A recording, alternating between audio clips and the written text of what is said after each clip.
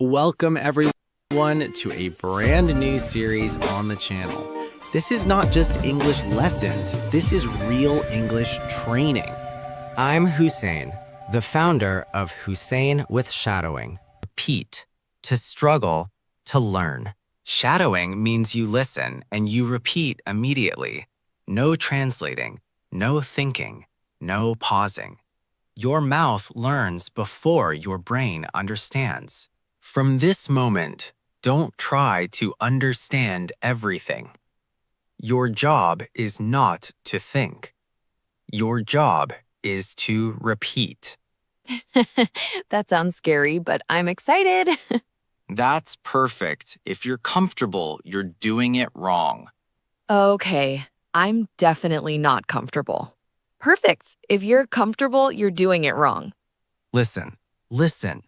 People think English is about rules, grammar, books, teachers shouting. Yeah, trauma. Exactly. English trauma. But real English, it's about sound, muscle, confidence. My mouth is already tired. Good. That means it's finally working. All right, let's start easy. Repeat after me. Confident. Confident. Confident. Confident.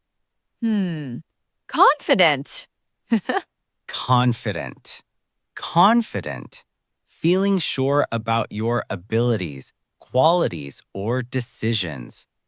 Confident. Confident. Can you say that with me? Confident. Can you repeat that with me again? Confident. Now let's say it one last time. Confident. Confident. Feeling sure about your abilities, qualities, or decisions. Confident. Confidente. Confidente. Okay, I'm warming up now. Yes, that was amazing. Let's do it one more time. Confident. Confident. Absolutely. We're going to laugh, repeat, and speak English confidently. So get ready, open your mouths, move your tongues, and let's shadow together. Great energy. Now the next word, focus. Focus. Repeat after me. Focus. Focus. It means to give your full attention to something. Focus. Focus. Did I get it right? Perfect. Yes, you nailed it. One more time, louder. Focus. Focus. Next word, improve. Repeat with me. Improve. Improve means to make something better or to get better at something. Improve. Improve. Oops, I need to repeat. No problem. That's why we practice.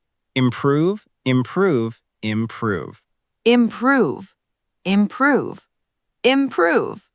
Much better. Fantastic. Now let's try success. Success. Repeat after me. Success. Success. Wow, I feel powerful. Yes, you are powerful. That's exactly how confidence grows. Now we'll put these words into sentences. Listen first. I am confident. I focus every day. I improve my English skills. I want success. Wow. Okay, I'll try. I am confident. I focus every day. I improve my English skills. I want success. Perfect. Let's repeat it twice more, louder. I am confident. I focus every day.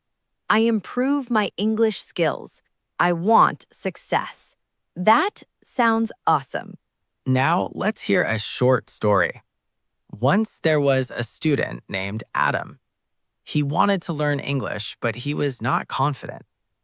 He couldn't focus at first, but he decided to practice every day with shadowing with Hussein. Wow, that's like me. I sometimes feel like Adam. Exactly. But Adam never gave up. He repeated words, shadowed every sentence, and slowly improved. I will do the same. I want to improve. And after 6 months, Adam spoke English very well. He felt confident, focused, and successful. That's the power of daily practice and shadowing. Wow. I want to be Adam too. Fantastic job today. You practiced, laughed, repeated, and improved. I'm proud of all of you. Don't forget to subscribe, like, and click the bell so you never miss a Shadowing with Hussein lesson. Don't forget, your English journey starts here, and we'll keep it fun every step of the way. Yes. I had so much fun. Don't forget to subscribe and hit that like button. See you next time.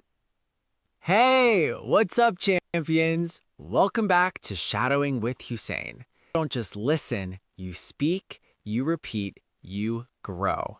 And today, episode 2 is starting right now.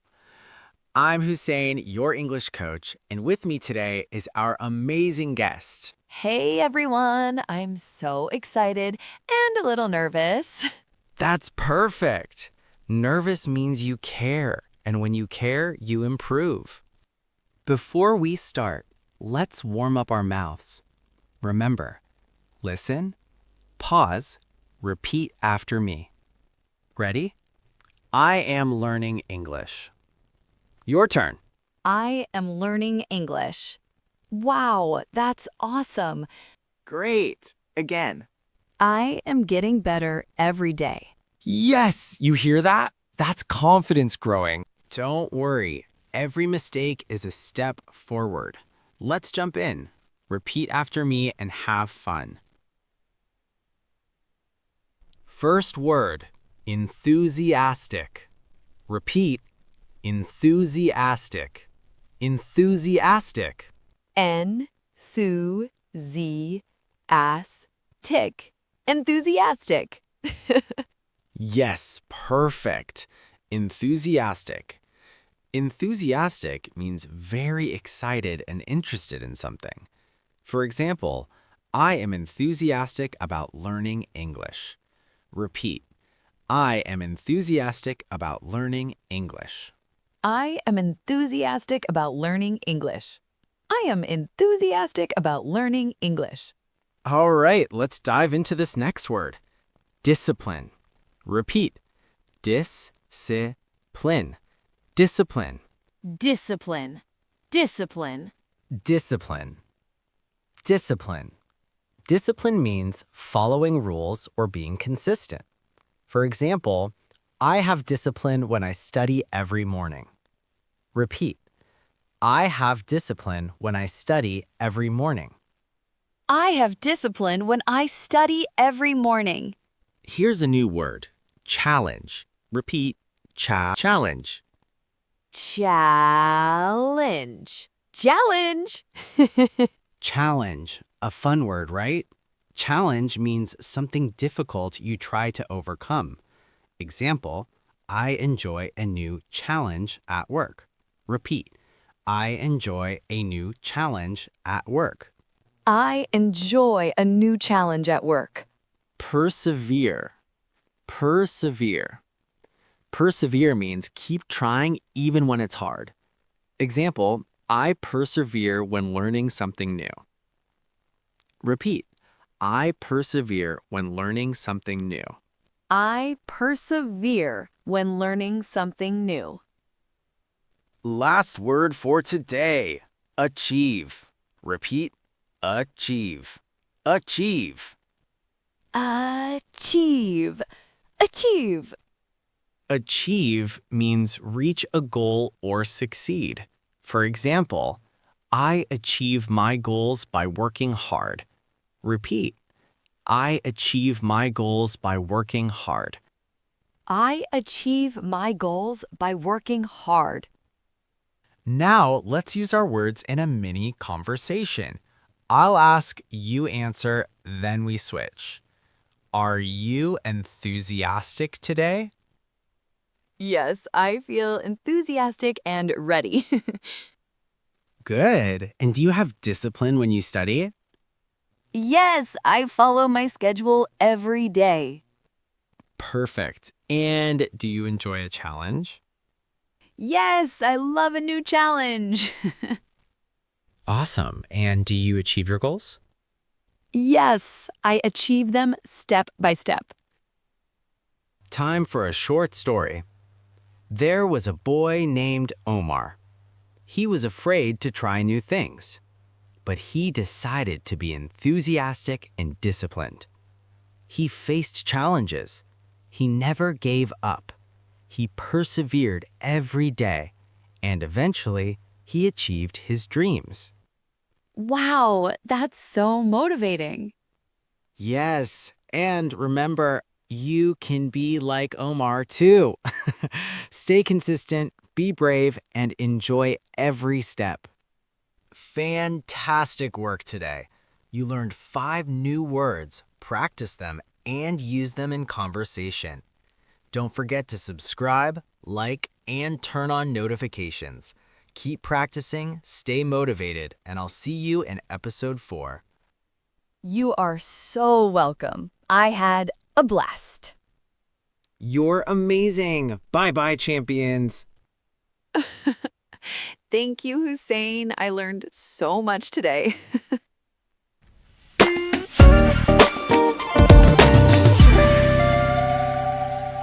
Yeah. Welcome back, welcome back, welcome back. Look at the camera, Sarah. Do you see that? Do you see the fire in their eyes? We are not at the beginning anymore. This is episode 9.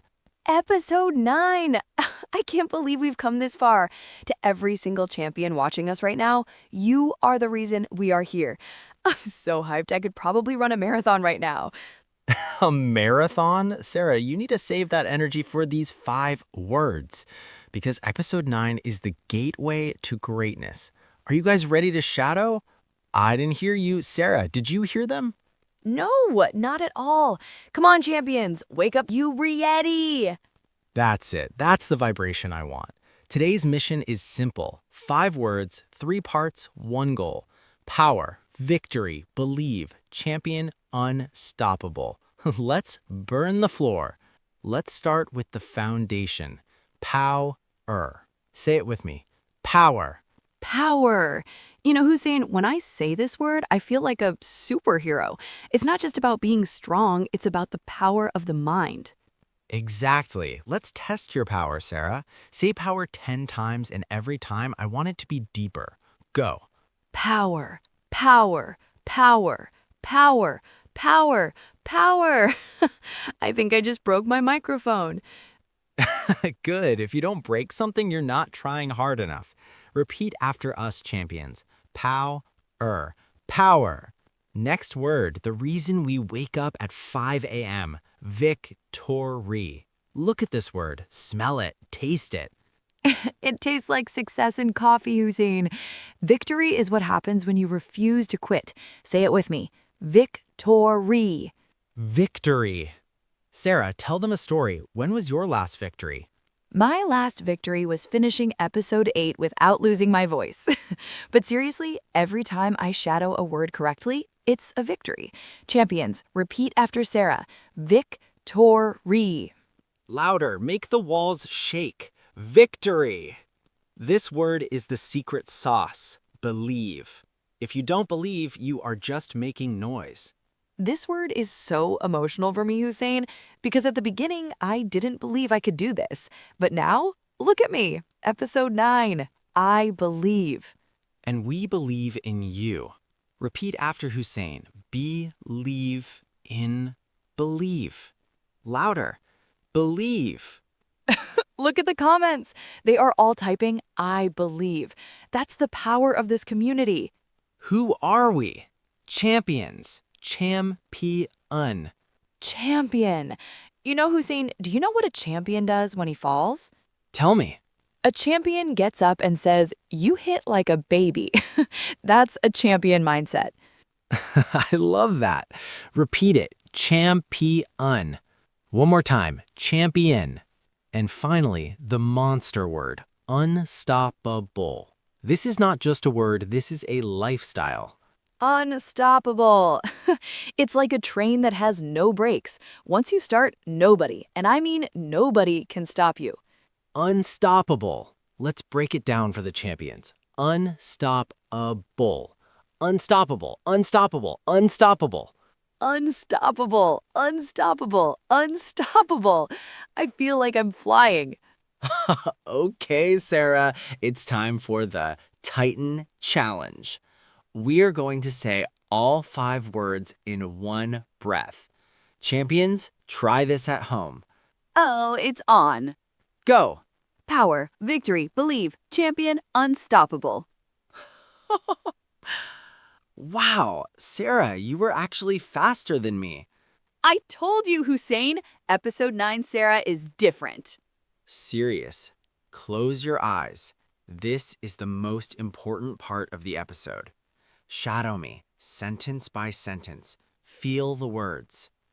I have the power to change my life. I have the power to change my life. I believe that my hard work will pay off. I am not afraid of failure because I am chasing victory. I am not afraid of failure because I am chasing victory. I have the heart of a champion. I have the heart of a champion. And from this moment, I am unstoppable. And from this moment, I am unstoppable. Okay, stop the music. We finished the words, we finished the sentences, but now we enter the arena. This is where the real champions are made. Sarah, are you ready to sweat? I've been ready since episode 1, Hussein. Look at my sleeves. I'm rolling them up. What's the first challenge? Give it to me. Challenge number 1, the echo challenge. I will say a word with a specific emotion, and you and the champions at home have to copy my tone exactly. If I whisper, you whisper. If I scream, you scream. Word 1, power. Say it like a villain. Power. Power. Wow, I sounded like a movie character. Not bad. Now, victory. Say it like you're crying from happiness. Victory. Victory! Oh my God, I'm so proud of us. Perfect. Now, believe. Say it like you're telling a secret to a friend. Believe. Believe. Boom.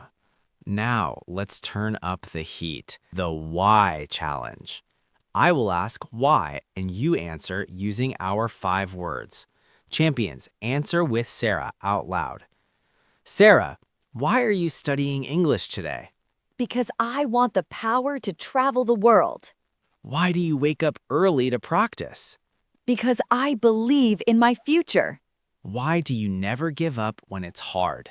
Because I am a champion and I want victory. Yes. Did you hear that, champions? That's how you use the words. Now, challenge number 3, the tongue twister from hell. I made a sentence using all 5 words. I will say it slow, then Sarah tries to say it fast 3 times. Listen. A powerful champion believes in unstoppable victory. Again, a powerful champion believes in unstoppable victory. Sarah. Oh no, that's a mouthful. Okay, I can do this. I am unstoppable, remember? A powerful champion believes in unstoppable victory. A powerful champion believes in unstoppable victory. A powerful champion believes in unstoppable victory. She did it. Her brain didn't explode. Now, you, yes, you, the one holding the phone. Say it 3 times. Go. Pause for the audience. Again, faster. Pause for the audience. Unbelievable. You guys are literally becoming pro shadowers. Hussein, I have a challenge for you now. Oh, the student is challenging the master? I like it. I want you to say the words backwards. Oh, backwards, easy. And you have to do it while doing push-ups. Oh, challenge accepted. I've got this. Unstoppable, champion, believe, victory, power. Done. 10 out of 10. You really are a champion. But honestly, Hussein, look at the energy in the chat. People are feeling it. They are realizing that English isn't a subject in school, it's a power. You're right, Sarah. This arena isn't just for fun, it's to break the fear of speaking. If you can shout victory in your room, you can speak English anywhere in the world. Let's do one final power sync.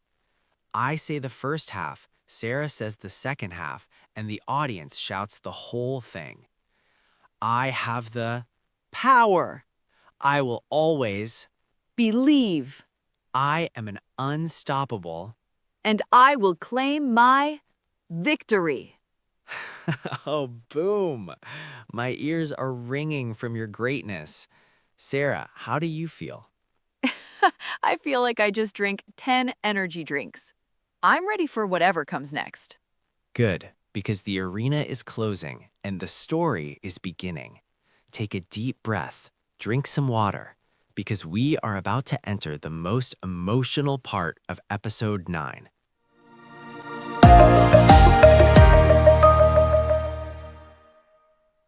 Now, everyone, close your eyes for a second. I want to tell you about the Shadow Legend.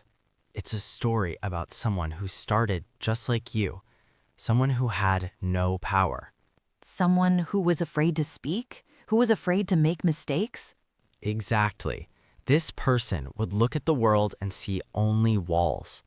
But one day, they decided to believe, not in magic, but in themselves. They said, I am a champion, and I will not stop until I taste victory. And let me guess, the journey was hard, right? It was a nightmare, Sarah. People laughed. People said, you can't do it. But that person became unstoppable.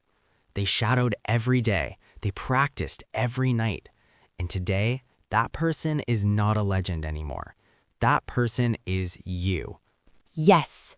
Every word you said today, every breath you took in this arena, that was you building your own victory. Say it with me one last time.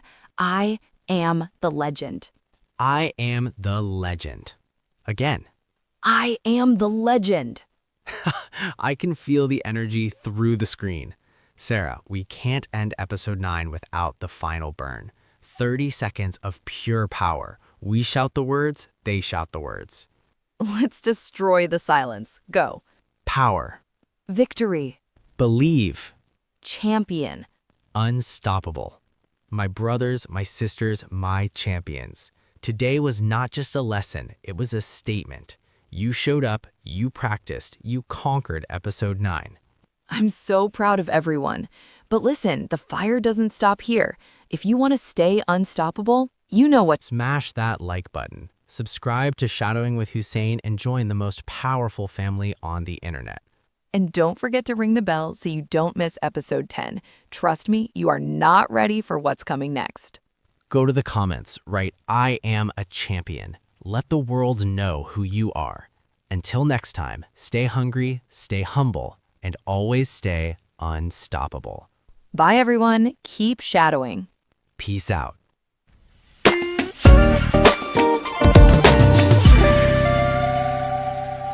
Yeah! Welcome, welcome, welcome. Look at the screen. Look at Sarah. Look at me. This is episode 10 of Shadowing with Hussein. Oh my God. Hussein, I can't breathe. 10 episodes of fire. 10 episodes of power. Champions, if you are watching this, you are officially a legend. You said it, Sarah. To get 10, we chose 5 words that are short, fast, and deadly. Try, start, win, learn, move. Are you ready to set your English on fire? Let's burn the floor. Go. First word, the mother of success. Try. Don't just say it, shout it. Try. Look at my mouth. T-R-Y. The T is like an explosion. The R is deep. Don't say try, say T-R-Y. Try, try, Again, try. Try, try, try, try. try or die. I choose to try. Try, try. I love that energy. Whisper, try. Normal, try. Shout it, try. Try, try, try. Hussein, I feel like I can try to fly now. Stop waiting for tomorrow. The second word is the engine. Start. Say it, start. Start. This word is all about the ending. Most people forget the T at the end. Listen, start. If you don't hear the T, you didn't start. Start, start. Yes, like a hammer. Start now. Start loud. Start right. Start. If you never start, you never win. Repeat, start. Who wants to be a loser? Nobody. We only want one thing. Win. Win. Win. This is a short word, but it needs width. Open your smile. Win. Don't say win, it's win. Like you just got $1 million. Win. I love that energy. Whisper. Win. Normal. Try. Shout it. Try. Word number 4. The brain power. Learn. Say it with your heart. Learn. Learn. Pull the L and the N. Learn. Learn. Learn. Every mistake is a chance to learn. Learn. Learn. Learn. The monster. The V sound. Put your teeth on your lip. V. Move. Move your soul. Move. Move, move, move, move. Stop standing still and move. Move your English. Move. Yes, like a rocket. Shadow the V sound. Move. Move your tongue. Move your lips. Move your life. Okay, champions, you mastered the words. Now let's build the fire. One sentence for each word. Shadow the rhythm, shadow the breath. Listen to the flow. If you never try, you will never know. If you never try, you will never know. Louder. Try. Try. Start. Don't wait for the perfect moment. Just start and the power will follow. Just start and the power will follow. This is for the dreamers.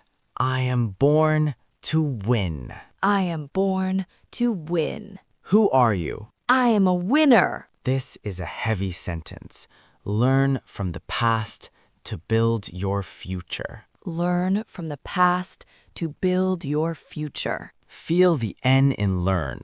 Learn. Learn. Finish strong. Don't talk, just move. Don't talk, just move. Move, move, move. Move, move, move. Amazing work, Sarah. You see, champions, when you add the breath, the English becomes alive. I can feel my lungs, Hussein.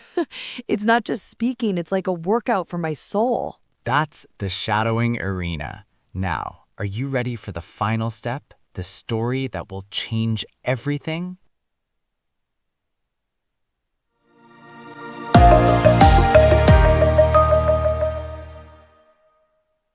Everyone, close your eyes for a moment. I want to tell you about the person you were 10 episodes ago.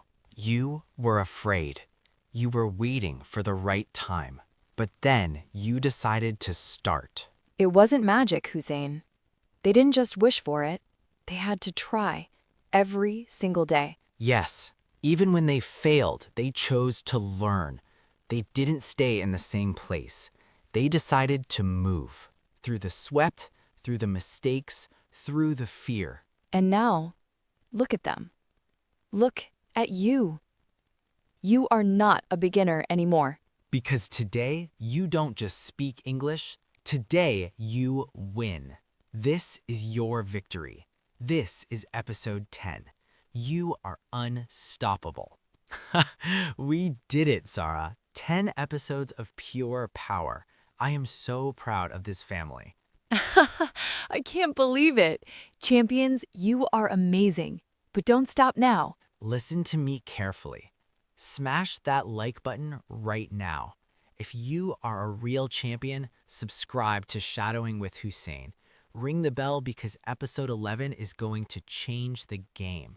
Go to the comments and write, I started, I learned, I won. Let's show the world the power of the shadowing arena. Thank you for being part of my journey. Remember, the only limit is the one you set for yourself. Stay hungry, stay humble, and always stay unstoppable. Peace out, family. See you in the next one. Peace. Hey, what's up, champions? Welcome back to Shadowing with Hussein. This is the place where you don't just listen, you speak, you repeat, you grow. And today, episode 2 is starting right now. I'm Hussein, your English coach, and with me today is our amazing guest. Hey everyone, I'm so excited and a little nervous. That's perfect. Nervous means you care, and when you care, you improve. Before we start, let's warm up our mouths. Remember, listen, pause, repeat after me. Ready? I am learning English. Your turn. I am learning English. Wow, that's awesome. Great. Again. I am getting better every day. Yes, you hear that? That's confidence growing. Don't worry. Every mistake is a step forward. Let's jump in. Repeat after me and have fun. First word, enthusiastic. Repeat, enthusiastic. Enthusiastic. Enthusiastic. Enthusiastic. Yes, perfect. Enthusiastic. Enthusiastic means very excited and interested in something. For example, I am enthusiastic about learning English. Repeat. I am enthusiastic about learning English. I am enthusiastic about learning English. I am enthusiastic about learning English. All right, let's dive into this next word. Discipline. Repeat. Discipline. Discipline. Discipline. Discipline. Discipline. Discipline. Discipline means following rules or being consistent. For example, I have discipline when I study every morning. Repeat. I have discipline when I study every morning. I have discipline when I study every morning. Here's a new word. Challenge. Repeat. Challenge. Challenge. Challenge. Challenge. Challenge, a fun word, right? Challenge means something difficult you try to overcome. Example, I enjoy a new challenge at work. Repeat. I enjoy a new challenge at work. I enjoy a new challenge at work. Persevere. Persevere. Persevere means keep trying even when it's hard. Example, I persevere when learning something new. Repeat. I persevere when learning something new. I persevere when learning something new. Last word for today. Achieve. Repeat. Achieve. Achieve. Achieve. Achieve. Achieve means reach a goal or succeed. For example, I achieve my goals by working hard. Repeat. I achieve my goals by working hard. I achieve my goals by working hard. Now, let's use our words in a mini conversation. I'll ask, you answer, then we switch. Are you enthusiastic today? Yes, I feel enthusiastic and ready. Good. And do you have discipline when you study? Yes, I follow my schedule every day. Perfect. And do you enjoy a challenge? Yes, I love a new challenge. Awesome. And do you achieve your goals? Yes, I achieve them step by step. Time for a short story. There was a boy named Omar. He was afraid to try new things, but he decided to be enthusiastic and disciplined. He faced challenges. He never gave up. He persevered every day, and eventually, he achieved his dreams. Wow, that's so motivating. Yes, and remember, you can be like Omar too. Stay consistent, be brave, and enjoy every step. Fantastic work today. You learned 5 new words, practice them, and use them in conversation. Don't forget to subscribe, like, and turn on notifications. Keep practicing, stay motivated, and I'll see you in episode 4.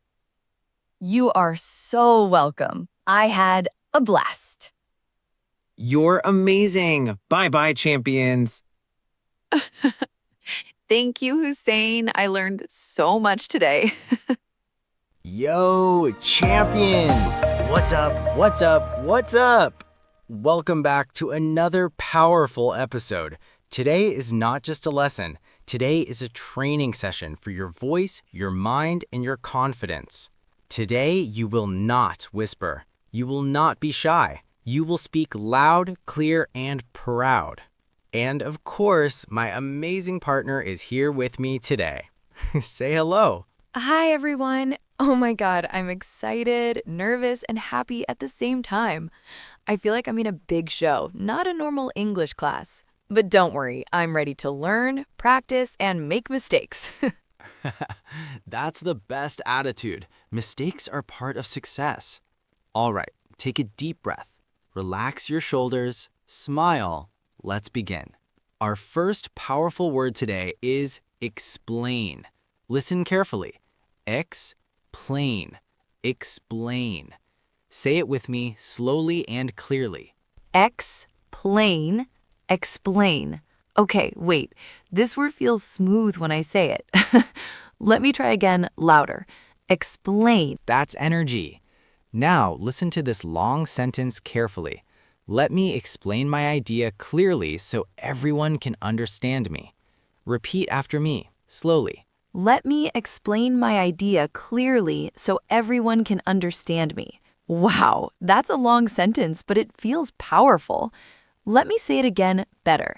Let me explain my idea clearly so everyone can understand me. Yes, that's confidence. Now, say it like you were teaching a class. Let me explain my idea clearly so everyone can understand me, please. Perfect. Next word, respond. When someone talks to you, you don't stay silent. You respond with confidence. Listen to this sentence. I always respond quickly and politely when someone asks me a question. Okay, let me try. I always respond quickly and politely when someone asks me a question. This sentence makes me sound professional. Exactly. Again, stronger. I always respond quickly and politely when someone asks me a question. Next word, suggest. It means to give a good idea. Listen, I suggest that we practice English every day to become better speakers. Oh, I love this sentence. I suggest that we practice English every day to become better speakers. Let me say it again with more feeling. I suggest that we practice English every day to become better speakers, no matter how busy we are. Wow, that's motivation. Next word, clarify. It means to make things clear. Sentence, could you please clarify your message so I can understand it better? Okay, slow first. Could you please clarify your message so I can understand it better? Why do I feel smart when I say this? Because you are smart. Last word, confuse. Sentence, too much information can confuse people and make them lose focus. Let me try. Too much information can confuse people and make them lose focus. Not confused anymore. Explain your plan. Let me explain my plan clearly so everyone can understand my goals. Respond to this message. I will respond quickly and politely because I respect people's time. Suggest something. I suggest that we practice together every day and support each other. Explain, respond, suggest, clarify, confuse. Explain, respond, suggest, clarify, confuse. Again, faster. Today, you didn't just learn words. You trained your voice, your confidence, and your mindset. Keep practicing, keep speaking, keep believing. If you enjoyed this lesson, please subscribe, like, comment, and share this with your friends. Let's grow together. See you in the next episode, champions. Hey! What's up, everyone? I'm Hussein, and this is Shadowing with Hussein. Hey, I'm Sarah, and I'm here to practice English with you, step by step. If you want to speak English with confidence, with energy, and without fear, you're in the right place. Here, we don't just listen, we repeat, we speak, we make mistakes, and we learn. So relax, take a deep breath, and get ready to use your voice. Because this is not a class, this is practice.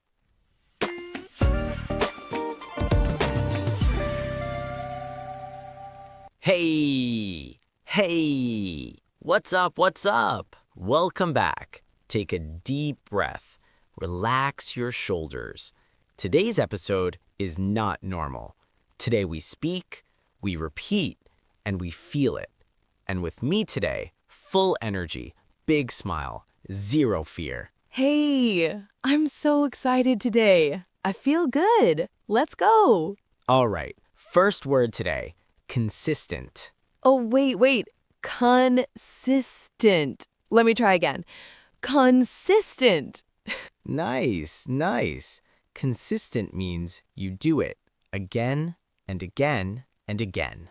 Ah, not one-day motivation, everyday action. Exactly. Repeat with me, slow first.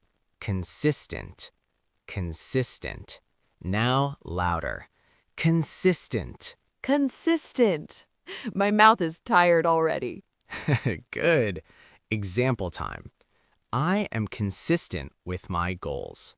Repeat. I am consistent with my goals. Again, stronger. I am consistent with my goals. Next word, focus. Easy word, but hard life. Focus. True. Focus means one thing, one target, no noise. No phone, no overthinking, just now. Yes. Repeat with me. Focus. Focus. Focus. I'm staring at the wall now. Example. I focus on my future. Nice. I like this sentence. Again. I focus on my future. All right. Third word. Commit. Commit. Commit means you don't stop when it's boring, you don't stop when it's hard. Even when Netflix is calling? Especially then. Repeat with me. Commit. Commit. Strong word. I feel it. Example. I commit to my dreams. Oh, wow. Say it again. I commit to my dreams. Next word. Overcome. 3 fire emojis. Overcome. I like this one. Overcome means fear is here, but you move anyway. Like shaking but walking. Exactly. Repeat with me. Overcome. Overcome. I feel like a movie scene. Yes. Example. I overcome my fears. Powerful. Again, louder. I overcome my fears. Last word, but very important. Improve. My favorite. Improve. Improve means small step today, better tomorrow. No pressure, just progress. Repeat with me. Improve. Improve. My English is smiling. Example. I improve every day. Perfect sentence. Again, please. I improve every day. All right. Take a breath. That was strong. We just finished part 1 of today's episode, and honestly, you did amazing. Yes, you did. If you're still here, that means you're serious, and I love that. See you in part 2.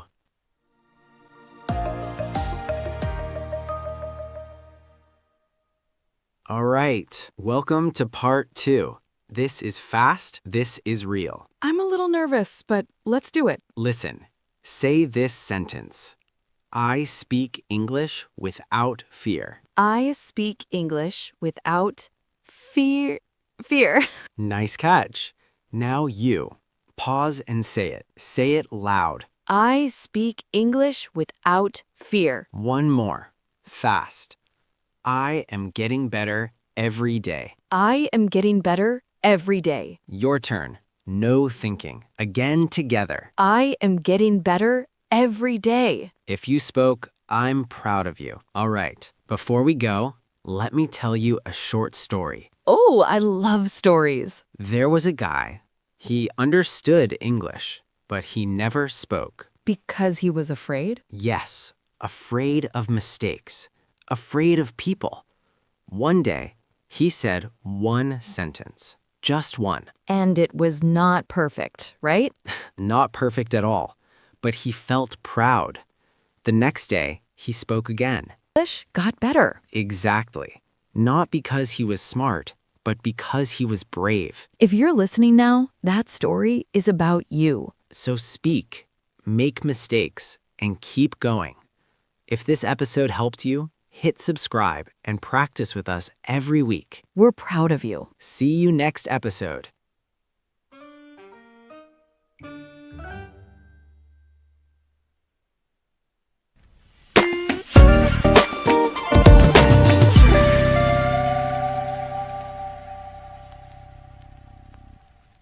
Yo, what's up, champions?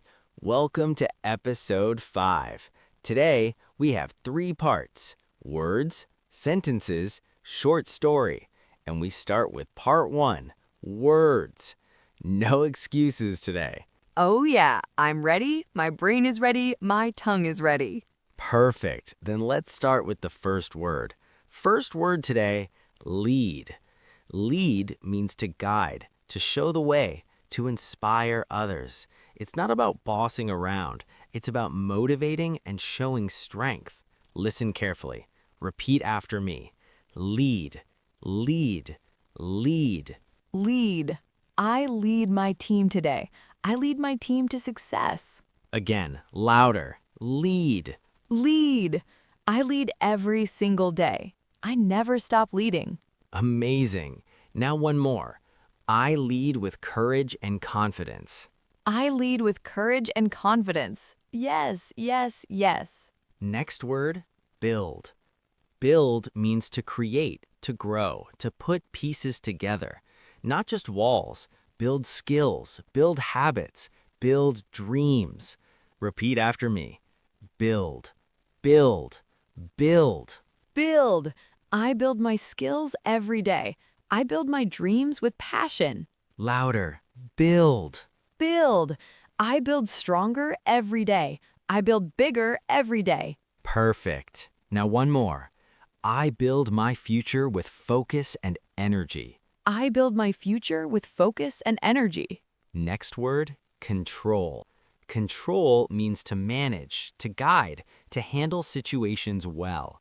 Control your actions. Control your mind.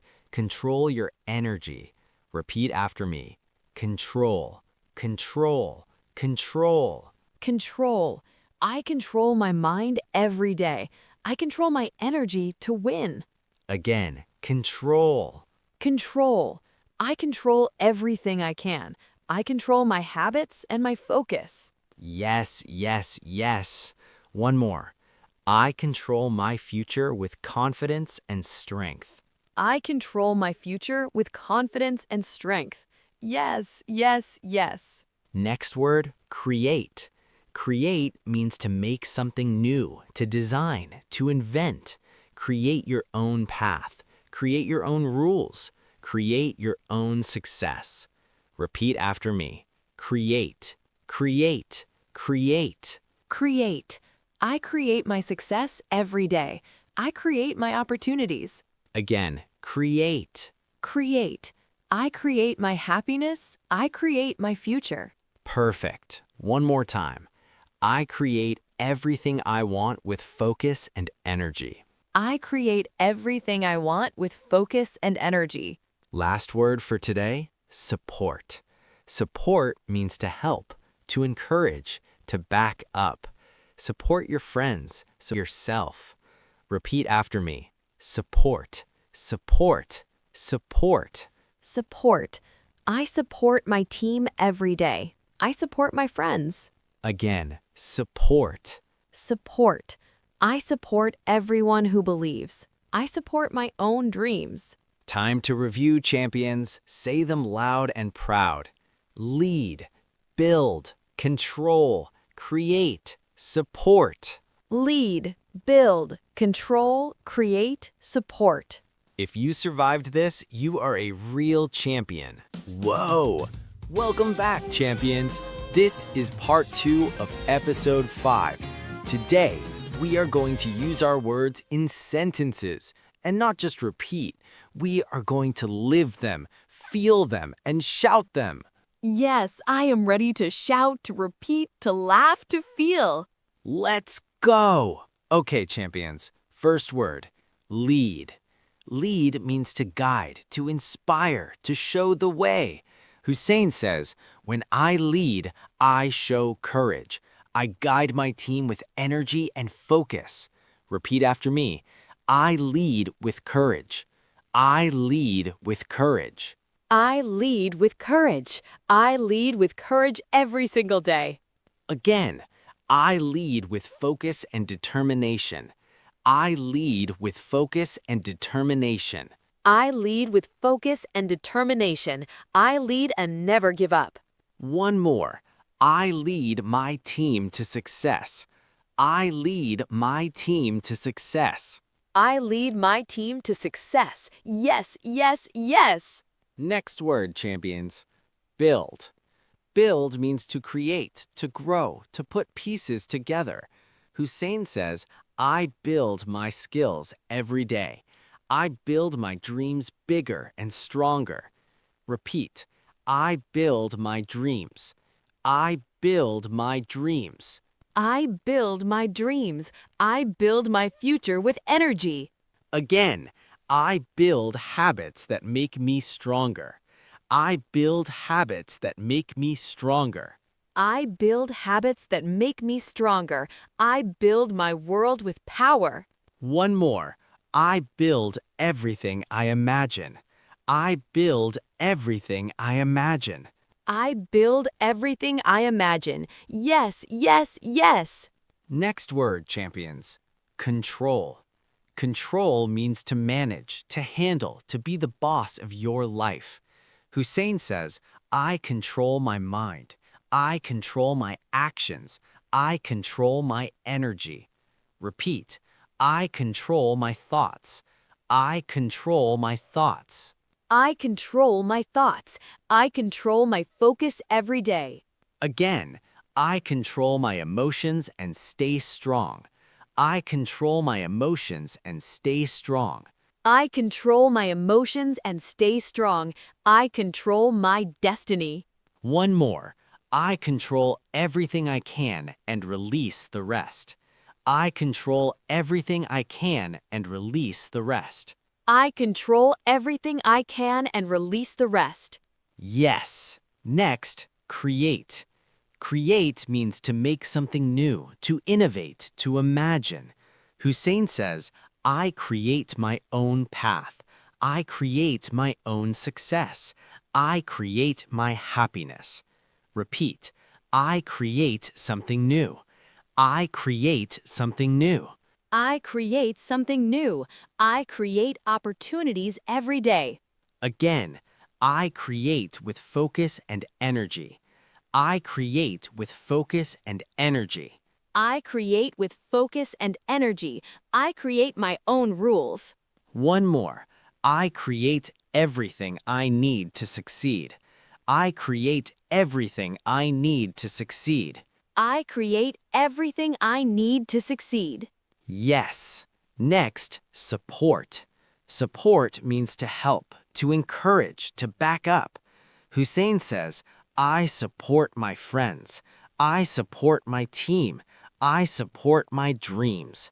Repeat, I support others. I support others. I support others. I support my friends every day. Again, I support those who believe. I support those who believe. I support those who believe. I support my dreams with all my energy. One more time. I support everything I value. I support everything I value. I support everything I value. Yes, yes, yes. Yalla, champions, review loud. Lead, build, control, create, support. Lead, build, control, create, support. If you repeated everything with us, you are a legend. Once upon a time, there was a team of young champions, and the leader's name was Hussein. Hussein knew he had to lead his team to victory. Repeat after me.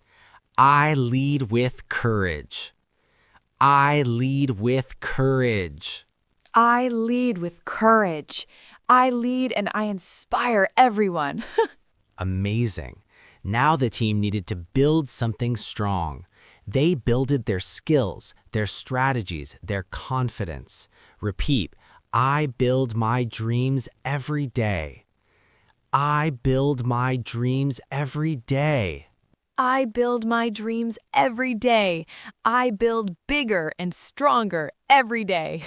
They had to control the storm around them. Control your mind, control your energy, control the situation. Repeat, I control my focus and my power. I control my focus and my power. I control my focus and my power. I control everything I can. Then they had to create new paths, create solutions, create ideas, create opportunities. Repeat, I create my own success. I create my own success. I create my own success. I create my world every single day. Finally, they learned to support each other. Support your friends, support your dreams, support your team. Repeat, I support those who believe. I support those who believe. I support those who believe. I support my team and my dreams. Let's shout it together, champions. I lead, I build, I control, I create, I support. I lead, I build, I control, I create, I support. That's it. Champions, this is power. Use your words, live your words, feel your words. Whoa! Champions, we did it. We learned 5 powerful words. We repeated them. We shouted them. We lived them in sentences. And we finished with an epic story. Yeah, I had so much fun. I shouted, I repeated, I laughed, I felt the energy. We did it. This is the end. Champions, before you go, make sure to subscribe right now. Smash that like and don't forget to turn on the notification bell so you never miss an episode. Yeah, subscribe, like, and hit the bell. Do it now. That's right. When you subscribe, you join the Champions Squad. You stay powerful, energetic, and unstoppable. Yes, I'm in, I'm ready. Everyone subscribe and be awesome. So, what are you waiting for? Smash subscribe, smash like, turn on notifications, and stay legendary, stay strong, and stay unstoppable. Yes, we'll see you in the next episode. Don't miss it. Bye-bye, champions.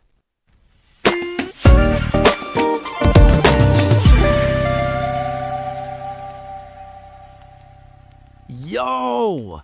Champions! Welcome back. This is episode 6. rocket fuel.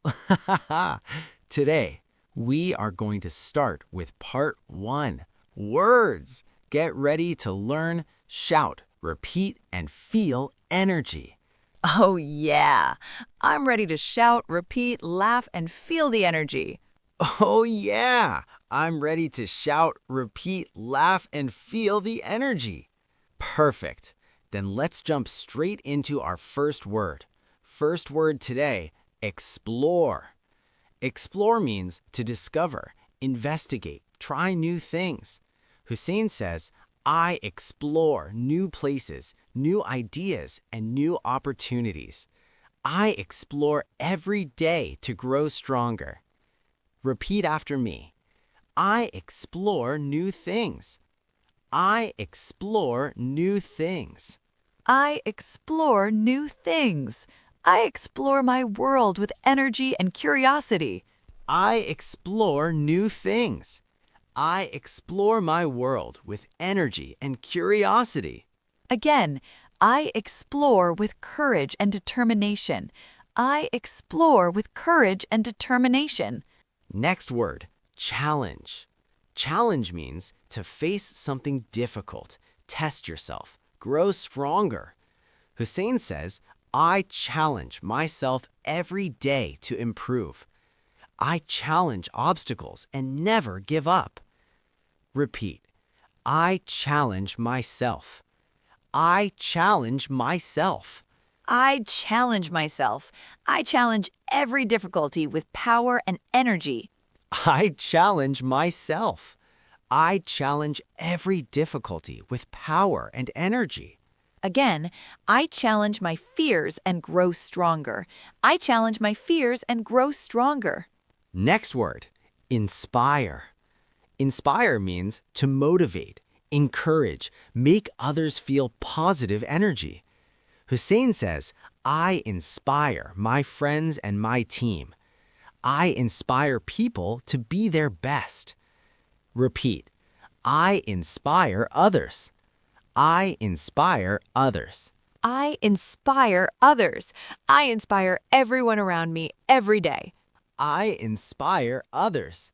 I inspire everyone around me every day. Again, I inspire with words, actions, and energy. I inspire with words, actions, and energy. Next word, reflect. Reflect means to think, learn from your actions, see your growth. Hussein says, I reflect on my day to become better. I reflect on mistakes to grow stronger. Repeat. I reflect every day. I reflect every day. I reflect every day. I reflect to understand myself better. Again, I reflect with honesty and courage. I reflect with honesty and courage. I reflect with honesty and courage. I reflect on everything that matters. Last word, achieve. Achieve means to reach your goals, succeed, get results. Hussein says, I achieve my goals every day. I achieve everything I focus on. Repeat. I achieve my goals. I achieve my goals. I achieve my goals. I achieve my dreams with energy and focus. Again, I achieve with determination and courage. I achieve with determination and courage. I achieve with determination and courage. I achieve everything I set my mind to. Champions, let's review all words loud and strong. Explore, challenge, inspire, reflect, achieve. Champions, if you repeated everything with us, you are a legend. Yes, I shouted, repeated, laughed, and lived the words.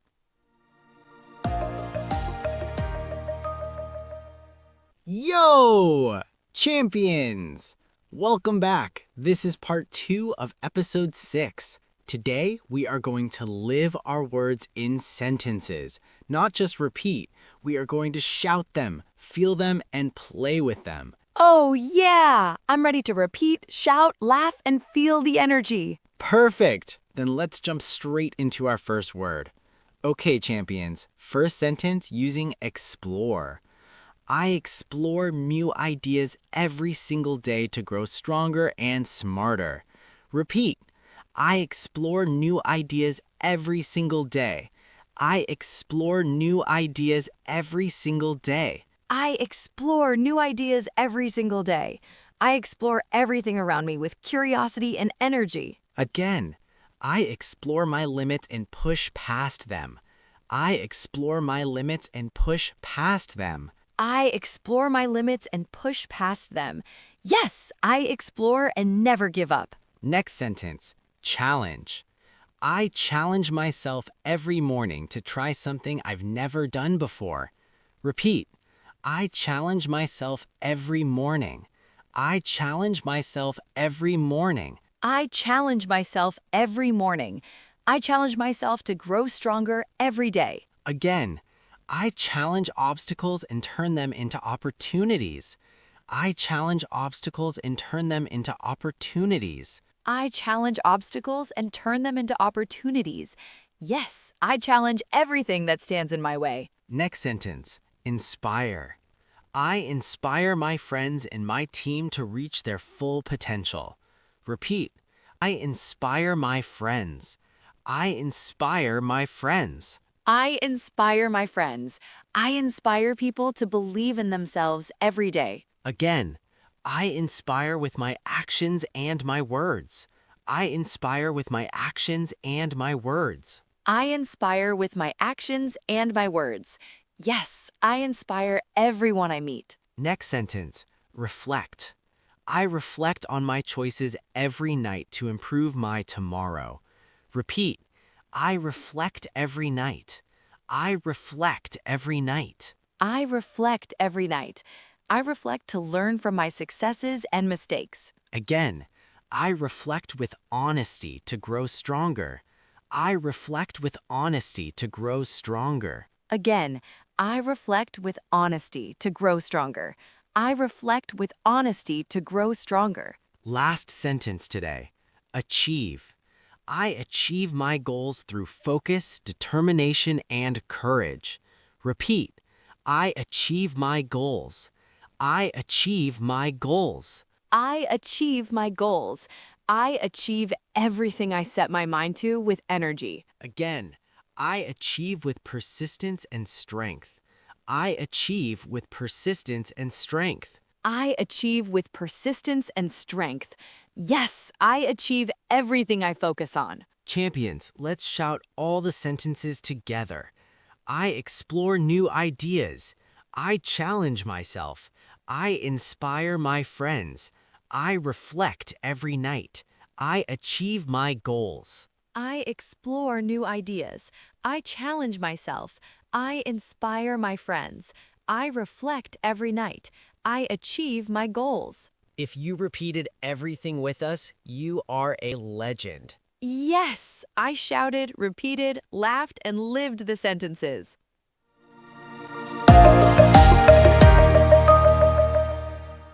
Yo!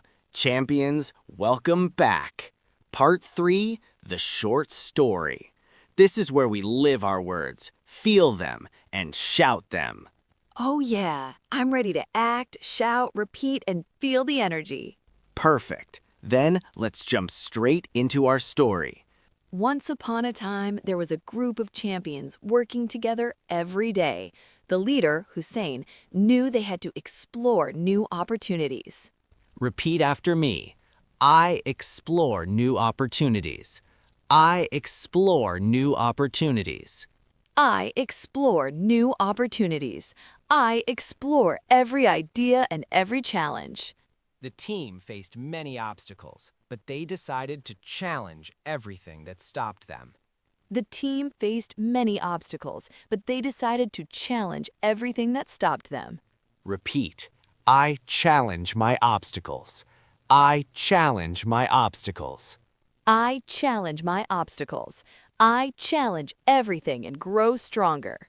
Then they inspired each other every day. Inspire your friends, your team, and yourself. Inspire others. Inspire others. I inspire others. I inspire everyone to believe in themselves. Every evening, they took time to reflect on their actions, learning from every step. I reflect every day. I reflect every day. I reflect every day. I reflect to become stronger and smarter. Finally, they worked hard to achieve all their dreams. I achieve my dreams. I achieve my dreams. I achieve my dreams. I achieve my dreams. I achieve my dreams. I achieve my dreams. Champions, let's shout all the words together. Explore, challenge, inspire, reflect, achieve. Explore, challenge, inspire, reflect, achieve. That's it. Champions, this is power. Use your words, live your words, feel your words. Yes, I shouted, repeated, laughed, and lived the story. Whoa! Champions, we did it again. We learned 5 powerful words. We repeated them in sentences. We shouted them. We lived them in our story. Yeah, I shouted, laughed, repeated, and felt the energy. This was amazing. Yes, that's right. Champions, remember your words. Explore, challenge, inspire, reflect, achieve. Use them every day, live them every day, and shout them every day. I will. I explore. I challenge. I inspire. I reflect. I achieve. Yes, that's the energy. You are amazing. You are powerful. You are unstoppable. Yes, we are unstoppable. This is epic. Champions, before you go, make sure to subscribe right now. Smash that like and turn on the notification bell so you never miss an episode. Oh yeah, subscribe, like, and hit the bell. Do it now. When you subscribe, you join the Champion Squad. Stay powerful, energetic, and unstoppable. Yes, I'm ready. Everyone subscribe and be awesome. So, what are you waiting for? Smash subscribe, smash like, turn on notifications, and stay legendary, stay strong, stay unstoppable. Yes, we'll see you in the next episode. Don't miss it. Bye-bye, champions. Stay strong, stay powerful, stay awesome. Welcome everyone to a brand new series on the channel. This is not just English lessons, this is real English training. I'm Hussein, the founder of Hussein with Shadowing, and today we're starting something special. With me today is our first guest. She's not here to explain, she's here to repeat, to struggle, to learn. Shadowing means you listen and you repeat immediately. No translating, no thinking, no pausing. Your mouth learns before your brain understands. From this moment, don't try to understand everything. Your job is not to think. Your job is to repeat. That sounds scary, but I'm excited. That's perfect. If you're comfortable, you're doing it wrong. Okay, I'm definitely not comfortable. Perfect. If you're comfortable, you're doing it wrong. Listen. People think English is about rules, grammar, books, teachers shouting. Yeah, trauma. Exactly. English trauma. But real English, it's about sound, muscle, confidence. My mouth is already tired. Good. That means it's finally working. All right, let's start easy. Repeat after me. Confident. Confident. Confident. Confident. Confident. Confident. Confident. Feeling sure about your abilities, qualities, or decisions. Confident. Confident. Can you say that with me? Confident. Can you repeat that with me again? Confident. Now let's say it one last time. Confident. Confident.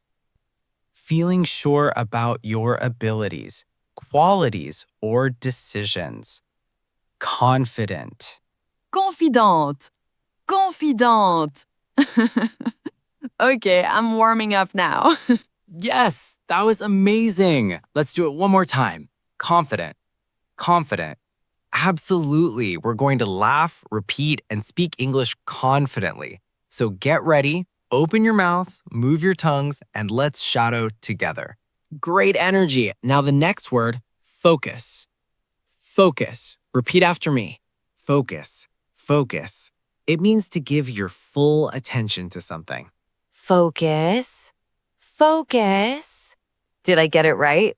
Perfect. Yes, you nailed it. One more time, louder. Focus. Focus. Next word, improve. Repeat with me. Improve. Improve means to make something better or to get better at something. Improve. Improve. Oops, I need to repeat. No problem. That's why we practice. Improve, improve, improve. Improve. Improve. Improve. Much better. Fantastic. Now let's try success. Success. Repeat after me. Success. Success. Wow, I feel powerful. Yes, you are powerful. That's exactly how confidence grows. Now we'll put these words into sentences. Listen first. I am confident. I focus every day. I improve my English skills. I want success. Wow. Okay, I'll try. I am confident. I focus every day. I improve my English skills. I want success. Perfect. Let's repeat it twice more, louder. I am confident. I focus every day. I improve my English skills. I want success. That sounds awesome. Now let's hear a short story. Once there was a student named Adam. He wanted to learn English, but he was not confident. He couldn't focus at first, but he decided to practice every day with shadowing with Hussein. Wow, that's like me. I sometimes feel like Adam. Exactly. But Adam never gave up. He repeated words, shadowed every sentence, and slowly improved. I will do the same. I want to improve. And after 6 months, Adam spoke English very well. He felt confident, focused, and successful. That's the power of daily practice and shadowing. Wow. I want to be Adam too. Fantastic job today.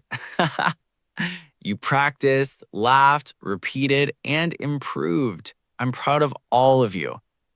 Don't forget to subscribe, like, and click the bell so you never miss a Shadowing with Hussein lesson.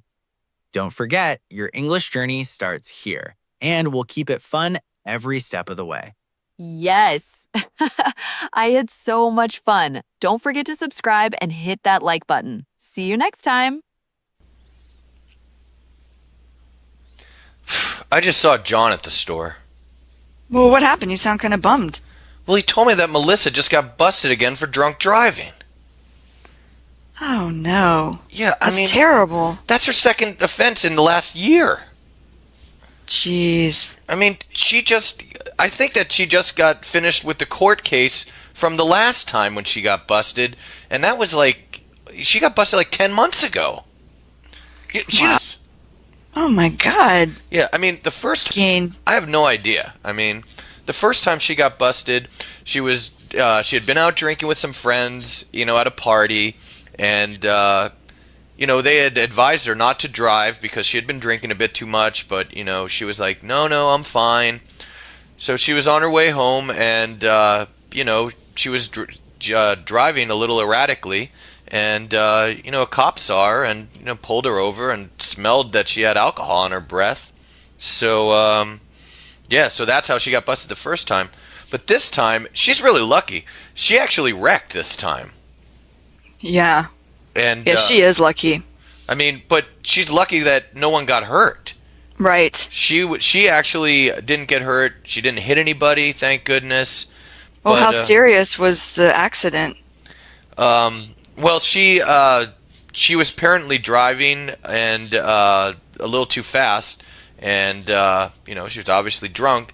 She lost control of the car, and that was it. It's totaled. Also, she hit into a telephone pole, but thank goodness she didn't hit it head on. She just lost control and skidded into it. God, I just had this image of her wrapping it around the telephone pole. Yeah. Well, check this out. Jeff said he saw her out at the bar last night doing shots about an hour before she drove. He didn't even think she was driving because he knows she doesn't have a license. Yeah, that's really smart. Yeah, oh my God. I just don't even know what to say. I mean. Well, this makes me think of Matthew fairly recently. I can't remember if it was his second or third offense with drunk driving, but he was out at a bar one night, left with a friend, and was driving drunk, rear-ended a car. I guess the car in front had come to a stop, and he just plowed right into him. And luckily, he was okay, his friend was okay, but there were 3 people in the car that was ahead of him, and I think actually got injured. Oh. So, like I said, I don't remember if this was his second or third offense, but since he had a run-in with the law prior to that, he got thrown in jail for a year. Oh, I'm not surprised. I mean, if you've already had one offense before, I think it's automatic that you're going to do jail time. Yeah. I mean, it just depends on how much, because the laws vary from state to state. And Melissa actually got busted for drunk driving when she was 20 years old, when she lived in Texas before she moved here. Oh God. You think that she would have learned something from that first event? Right. My well, God. I'm surprised they didn't just throw away the key with Matthew. I mean, he was trashed. Not only that, but I mean, the fact that he was so drunk, this was his second or third drunk driving offense, and he actually injured people. He's lucky he didn't kill someone. Yeah, I mean, you don't want that on your conscience. No. My gosh. Well, Melissa, I think that Jeff told me that, or John said that Jeff told him that she spoke with a lawyer, and unlike last time she was hoping her lawyer was going to get her off, and it didn't happen because her blood alcohol level was too high. But there's no way she's getting off this time. I mean, no. She wrecked the car, and the cops came while she was still at the car, so they could obviously see. They gave her a breathalyzer, but they're going to throw the book at her. Yeah, she's gonna. I mean, she's looking at 3 to 6 months. She's definitely gonna get put away for 3 to 6 months. Yeah, because that's the law here. So, right, if not longer. Well, I don't know how it works. I mean, I guess sometimes they let you take these alcohol diversion classes. And, to lessen the time. Yeah. Hi, this is Kristen Dodds. And this is Joe Weiss. And we just wanted to let you know that this material is copyrighted in the year 2008 by Learn Real English, LLC. www.learnrealenglish.com. Hello? Hey, Joe, this is Eric. Oh, hey, Eric. How's it going? It's going well. How about yourself? Yeah, I'm doing really well. How was your trip up to Washington this weekend? Oh, it was just over the top. Nice. Yeah, I really wish I could have joined you guys. Yeah, well, you should really try next year. Yeah, no, it's definitely on my list of things to do for sure. Good. Yeah. How was did you make it up there as you expected? I mean, how was your trip up there? Oh man, I am just fed up with the airlines. If What's it's not- new? if it's not one thing, it's another. I mean, we got up there, and the flight was delayed, and it was really crowded, and then getting out, and you wait, and we waited, and we waited, and we waited for the luggage, and just the wait just got out of hand. I have not had a good experience with the airlines here domestically in probably about a year, I would say. Oh, yeah, I mean, it's just At least. it's like getting worse and worse and worse. Yeah. Well, I hope that didn't rain on your parade, and that you No. actually were able to have a good time after you got up there. Oh, I mean, it's just so wonderful to be up there with those guys. They're like family. You got to tell me a little bit about it, because I've never been there. Yeah, it's such a beautiful place. They've got a bunch of cabins on the water, and it's being with friends and family all the time. And my kid had just a blast, just being out in the water and just enjoying himself. It was really his first time being able to be in a boat and realize that he's on the water and not on the land. And it's at that age, it's just everything's such a new experience. It was wonderful. So how did he handle the water? Was he was he jumpy, or was he pretty calm while he was out there? Because I know he's pretty calm. I mean, he's a water baby of sorts. He loves the water. He just loves to be in it. Up there, the water is really cold, so we didn't really get him in the water. And he had a little bit of problems with the life jacket, because the life jacket was a little tight on him, and that just made him a little uncomfortable. But after getting the first butterflies out of his stomach, he just loved it. You can tell he just is having the time of his life. Oh, that's great. He must have been psyched to see Derek's kids also, and Mark's new baby. Oh, absolutely. At this age, they do a lot of parallel play, and because he's not old enough yet to play with, he kind of plays alongside, but he's just starting to get the hang of playing with and interacting with, and he loves to be in packs of kids. It's just, he really has a great time. Yeah, it's like innate, Yeah, it really is. It's fun to watch him learn. He's at this age of language explosion, and certainly being around other kids really helps. Oh, definitely. So you guys, you went out on Mark's boat, so that must have been fun. It was. So what else did you guys do while you were there? Well, on the whole boat thing, we did some crabbing where we caught some crabs and used the boat as sort of island. So we did a little bit of island hopping with picnicking on some islands. We cooked some great meals sort of with the whole group of us together. And, oh, that's great. Yeah, and some people got some massages, just tried to chill out and relax. And it was just really low-key, a really restful trip, which is what I think about when I think about Mark and their place up there. Yeah, it sounds like you were really able to let go, huh? It was a longer trip for me than I've taken in the last couple of years going up there. We went for 5 or 6 days. And I didn't realize you were going that long. Yeah, normally I'm just up there for a long weekend, but this time I thought, I haven't taken a vacation in a while, and I just want to get up there and chill out. Oh, that's great. I understand that John's living up there now as well, and if for no other reason, I should go up and visit everybody, while he's there. Absolutely. He's not living on their property anymore. He's moved just to really close by in the mainland off of Bellingham, so he's in the area still, and he would just be tickled pink to see you and to hang out with you. I know he would. So yeah, I mean, it's amazing how you can let so much time pass, and you don't even realize it's happened when it comes to visiting with friends who live far out of town. That's right, especially ones that are really close to you. Yeah, and the oldest of friends, it's time just really flies. Before you know it, it's just been a long time since you've seen somebody. So when you get that time, it's just wonderful to take advantage of it. And certainly John being all of a sudden on the West Coast, it's great to be able to just jet up to Washington and see him fairly easily. Yeah, I told him next year I'm going to make my best effort to get up there. Yeah. I really, really hope you do. Yeah. Hey, Eric, time's kind of escaped me tonight. I'm supposed to meet Kristen for dinner in a little bit. So, I'd love for us to continue this conversation, maybe tomorrow or something if you're available.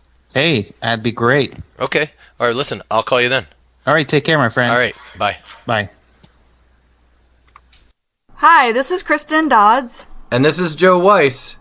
And we just wanted to let you know that this material is copyrighted in the year 2008 by Learn Real English, LLC. www.learnrealenglish.com.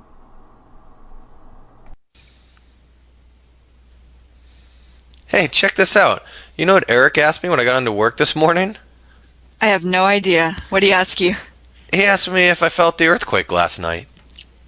Earthquake? You gotta be kidding. I didn't feel an earthquake. I know, that's what I said.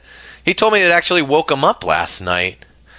What? Yeah. It happened at like 4:42 in the morning, so we must have been sleeping. But I mean, it's possible that, even if we had been awake, we might not have felt it because, maybe it wasn't felt, this far north. But I thought he was pulling my leg when he first talked about it. Well, I guess that's not so far-fetched considering we live on a major fault line here. Yeah, but actually I think this earthquake was on a different fault line because, Eric lives San Jose. Yeah. And the earthquake, he said, was due east of San Jose. So he was obviously a lot closer to the epicenter than we were. So I'm not even sure it was felt here. Yeah, that makes sense. Well, I've experienced quite a few earthquakes in the past several years, but I've been living here now a little over 2 years. I think I've only experienced one here. It was really strange too. Each earthquake has been a completely different experience. But the one I felt here, I was standing outside a restaurant talking to AJ and another friend, and all of a sudden it just felt like this shift. It's really hard to explain, but it made me think of like a cartoon, like how in the cartoon, like buildings might just shift to the right and then shift right back. Yeah, without falling. Yeah, without falling. And I had no idea what was going on for a few minutes afterwards, and then I realized, oh, that must have been an earthquake. Yeah, you know what I usually notice? The times that I've been at home here and there's been an earthquake, it's almost as if there's this really big train or like a gigantic Mack truck going by, and suddenly I start to hear the heater shaking, and it's like the noise is loud for like a second, and then it's gone.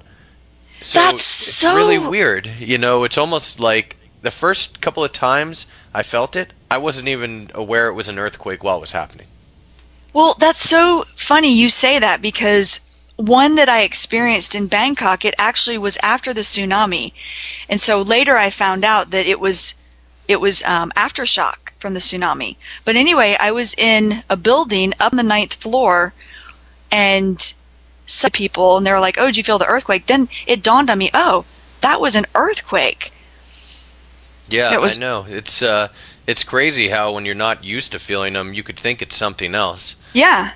I mean, yeah, totally. I've been living here for a while now, and I've definitely felt my share of earthquakes. I mean, when you live here, it's a given that you're going to experience earthquakes.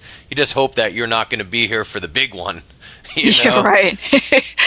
When I first moved here, it was about 5 years after the Loma Prieta earthquake, which was a very big earthquake here. And there are a lot of people who lived here who I met who had actually been living in the area when the earthquake hit. So it was interesting to get their perspective. And it also made me remember where I was when I heard about the Loma Prieta earthquake. I was watching the World Series on TV, and it was taking place in San Francisco. So as I'm watching it, suddenly the announcer starts saying, wow, I think we're feeling an earthquake here, and the cameras started shaking, and all of a sudden the TV coverage cut out. So I wanted to get a rundown on what happened, so I turned to the news station, and within a few minutes they were discussing this gigantic earthquake that had hit San Francisco, and they started showing pictures maybe 30 minutes later of these people who were trying to weed through the rubble of these buildings that had been like coming down. So I mean, it was pretty scary. I'll tell you what. You know. Yeah. Well, the 3 months I was living in Japan, I experienced two. Both of those were very different. Very different from the one I'd experienced here, and also very different from the one in Bangkok. But one of them, I was actually up in my apartment, which was on the 5th floor of a building, and I was woken up at about 5 o'clock in the morning to the building swaying. And because earthquakes are like a dime a dozen in Japan, they've built a lot of their buildings to absorb the shock. So that's why it was swaying. It was a very surreal feel. Hi, this is Kristen Dodds. And this is Joe Weiss. And we just wanted to let you know that this material is copyrighted in the year 2008 by Learn Real English, LLC. www.learnrealenglish.com. Hey, Peter came to me today to let me know that he's decided to become a vegetarian. Oh, really? That's great. Yeah, he told me he's finally seen the light. Well, what helped him arrive at that decision? Well, I mean, his girlfriend's been a vegetarian for about a year now, and I'm sure she probably played a major role. Yeah, that makes sense. He told me that he wanted to speak with me about it because I was an authority on the subject. Well, you pretty much are. You've been one for many years now. Yeah, but as a rule, I usually don't bring up the topic of vegetarianism with people.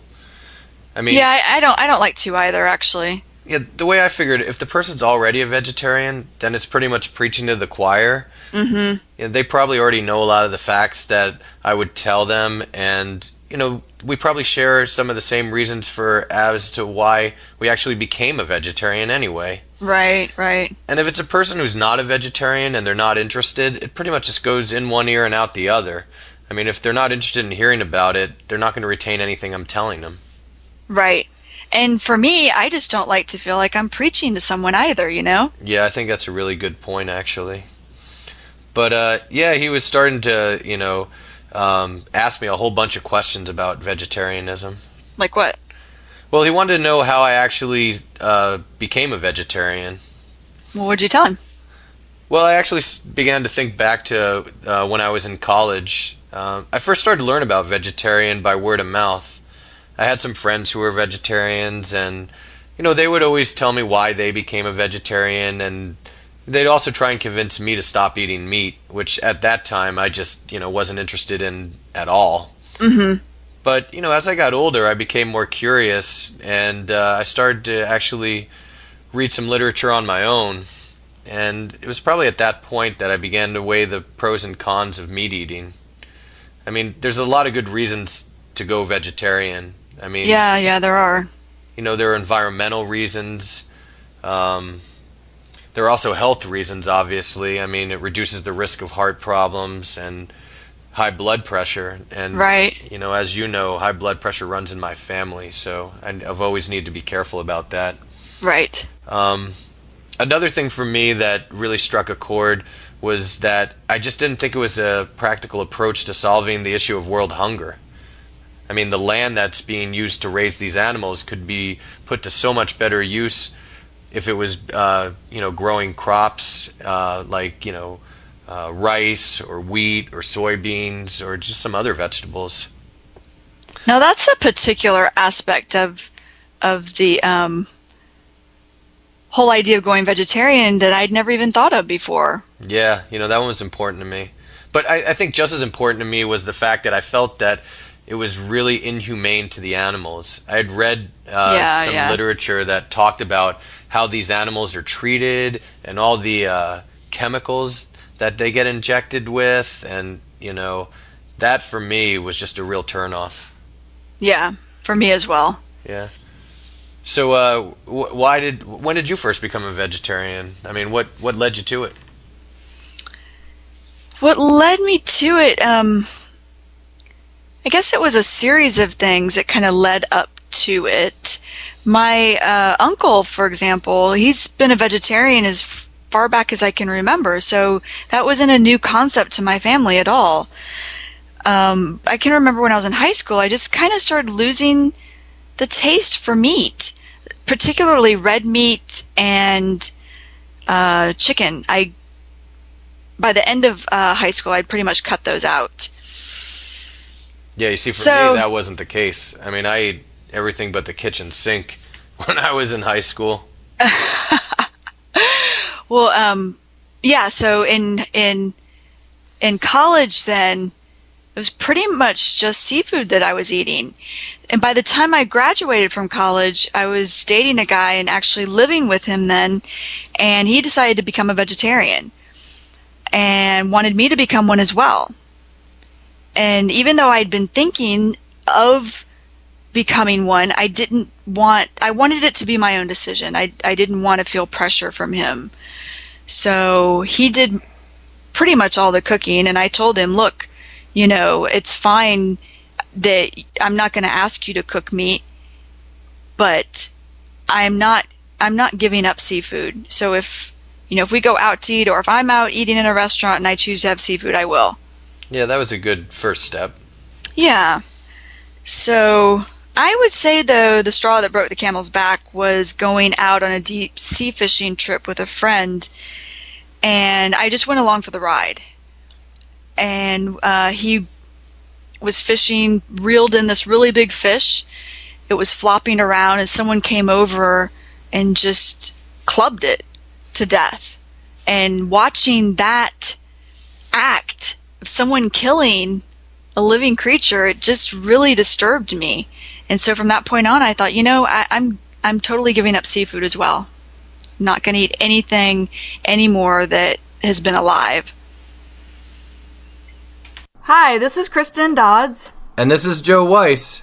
And we just wanted to let you know that this material is copyrighted in the year 2008 by Learn Real English, LLC. www.learnrealenglish.com.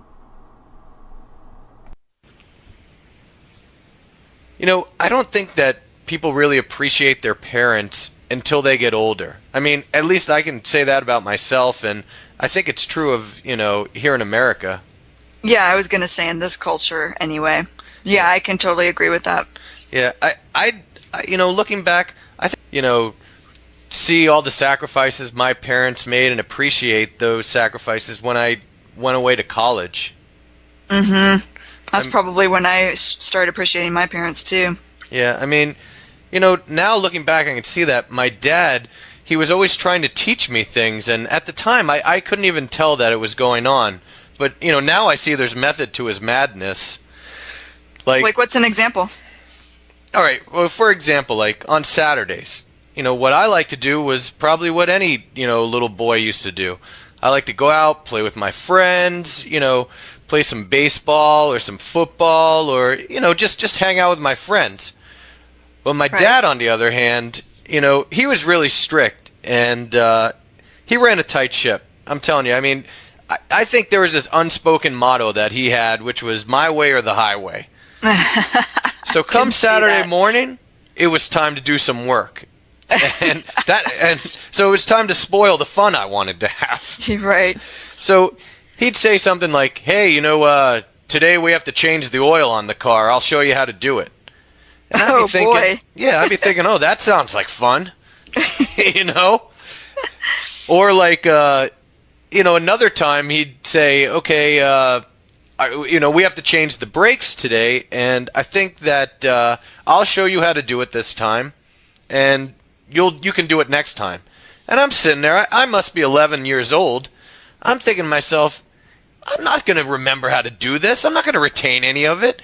But sure enough, he showed me how to do it, and, now looking back, I can see that, it was probably something that he wanted to make sure I knew how to do as I grew older, but I didn't really pay attention. I couldn't appreciate it at the time. Yeah, my dad taught me some things about the car, not as detailed as changing the brakes or changing the oil, but he taught me basics like just checking my fluids, like power steering fluid, brake fluid, the oil. At the time, I would dread him teaching me. I wouldn't retain it, I would forget. So he would constantly be teaching me, and I knew it would be this long-winded lecture when I would be wanting just to get in the car and leave, go meet my friends. Yeah, sure. But now I appreciate that he taught me how to check my fluids, actually. It's a useful thing to know. Yeah, there were some things that my father would teach me, like, when I was younger, and I did appreciate it. And I mean, like, the one thing that stands out in my mind is learning how to cook. My dad was really good about allowing us to be in the kitchen while he was cooking, because my dad's an amazing cook. And yeah, he is. When we were growing up, I remember, like, all my friends and my mom's side of the family, it was only the women who cooked. But from my dad's side of the family, the men totally cooked. I mean, I just said my dad was a great cook. He learned from his father, my grandfather, who was a great cook. My grandfather's brother, my great uncle, he was a great cook. So it really wasn't a gender-specific trait in my family. And I think as a result, we weren't afraid to be in the kitchen, and my father allowed us to. So, and my dad was always good about teaching me how to cook. I mean, I remember this one time, I was a little kid. I must have been 6 years old. I wake up on a Sunday morning, and I go downstairs and I say, hey, Dad, can you make me French toast for breakfast? And I remember him saying something like, okay, yeah, I'll make it for you. I'll teach you how to make it, and then the next time, you make it for me. That's great. Yeah, so I was thinking, this is great. I'm going to be able to make French toast for myself whenever I want. And then, also, I wanted to try and impress my dad, so I wanted to make it for him, too. So, that was something, it was a bonding experience with my father and I as well. Hi, this is Kristen Dodds. And this is Joe Weiss.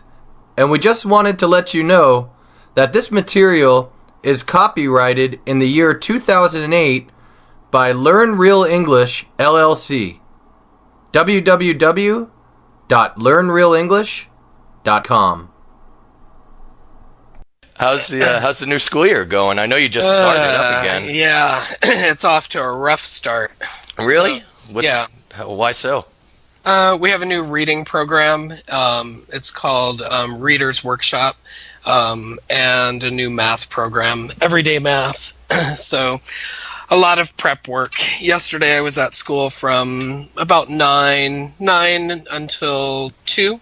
Gosh. Getting stuff ready. There's just a lot of preparation for launching the math program. It sounds like you're probably starting from scratch because you're used to teaching the same methodologies before.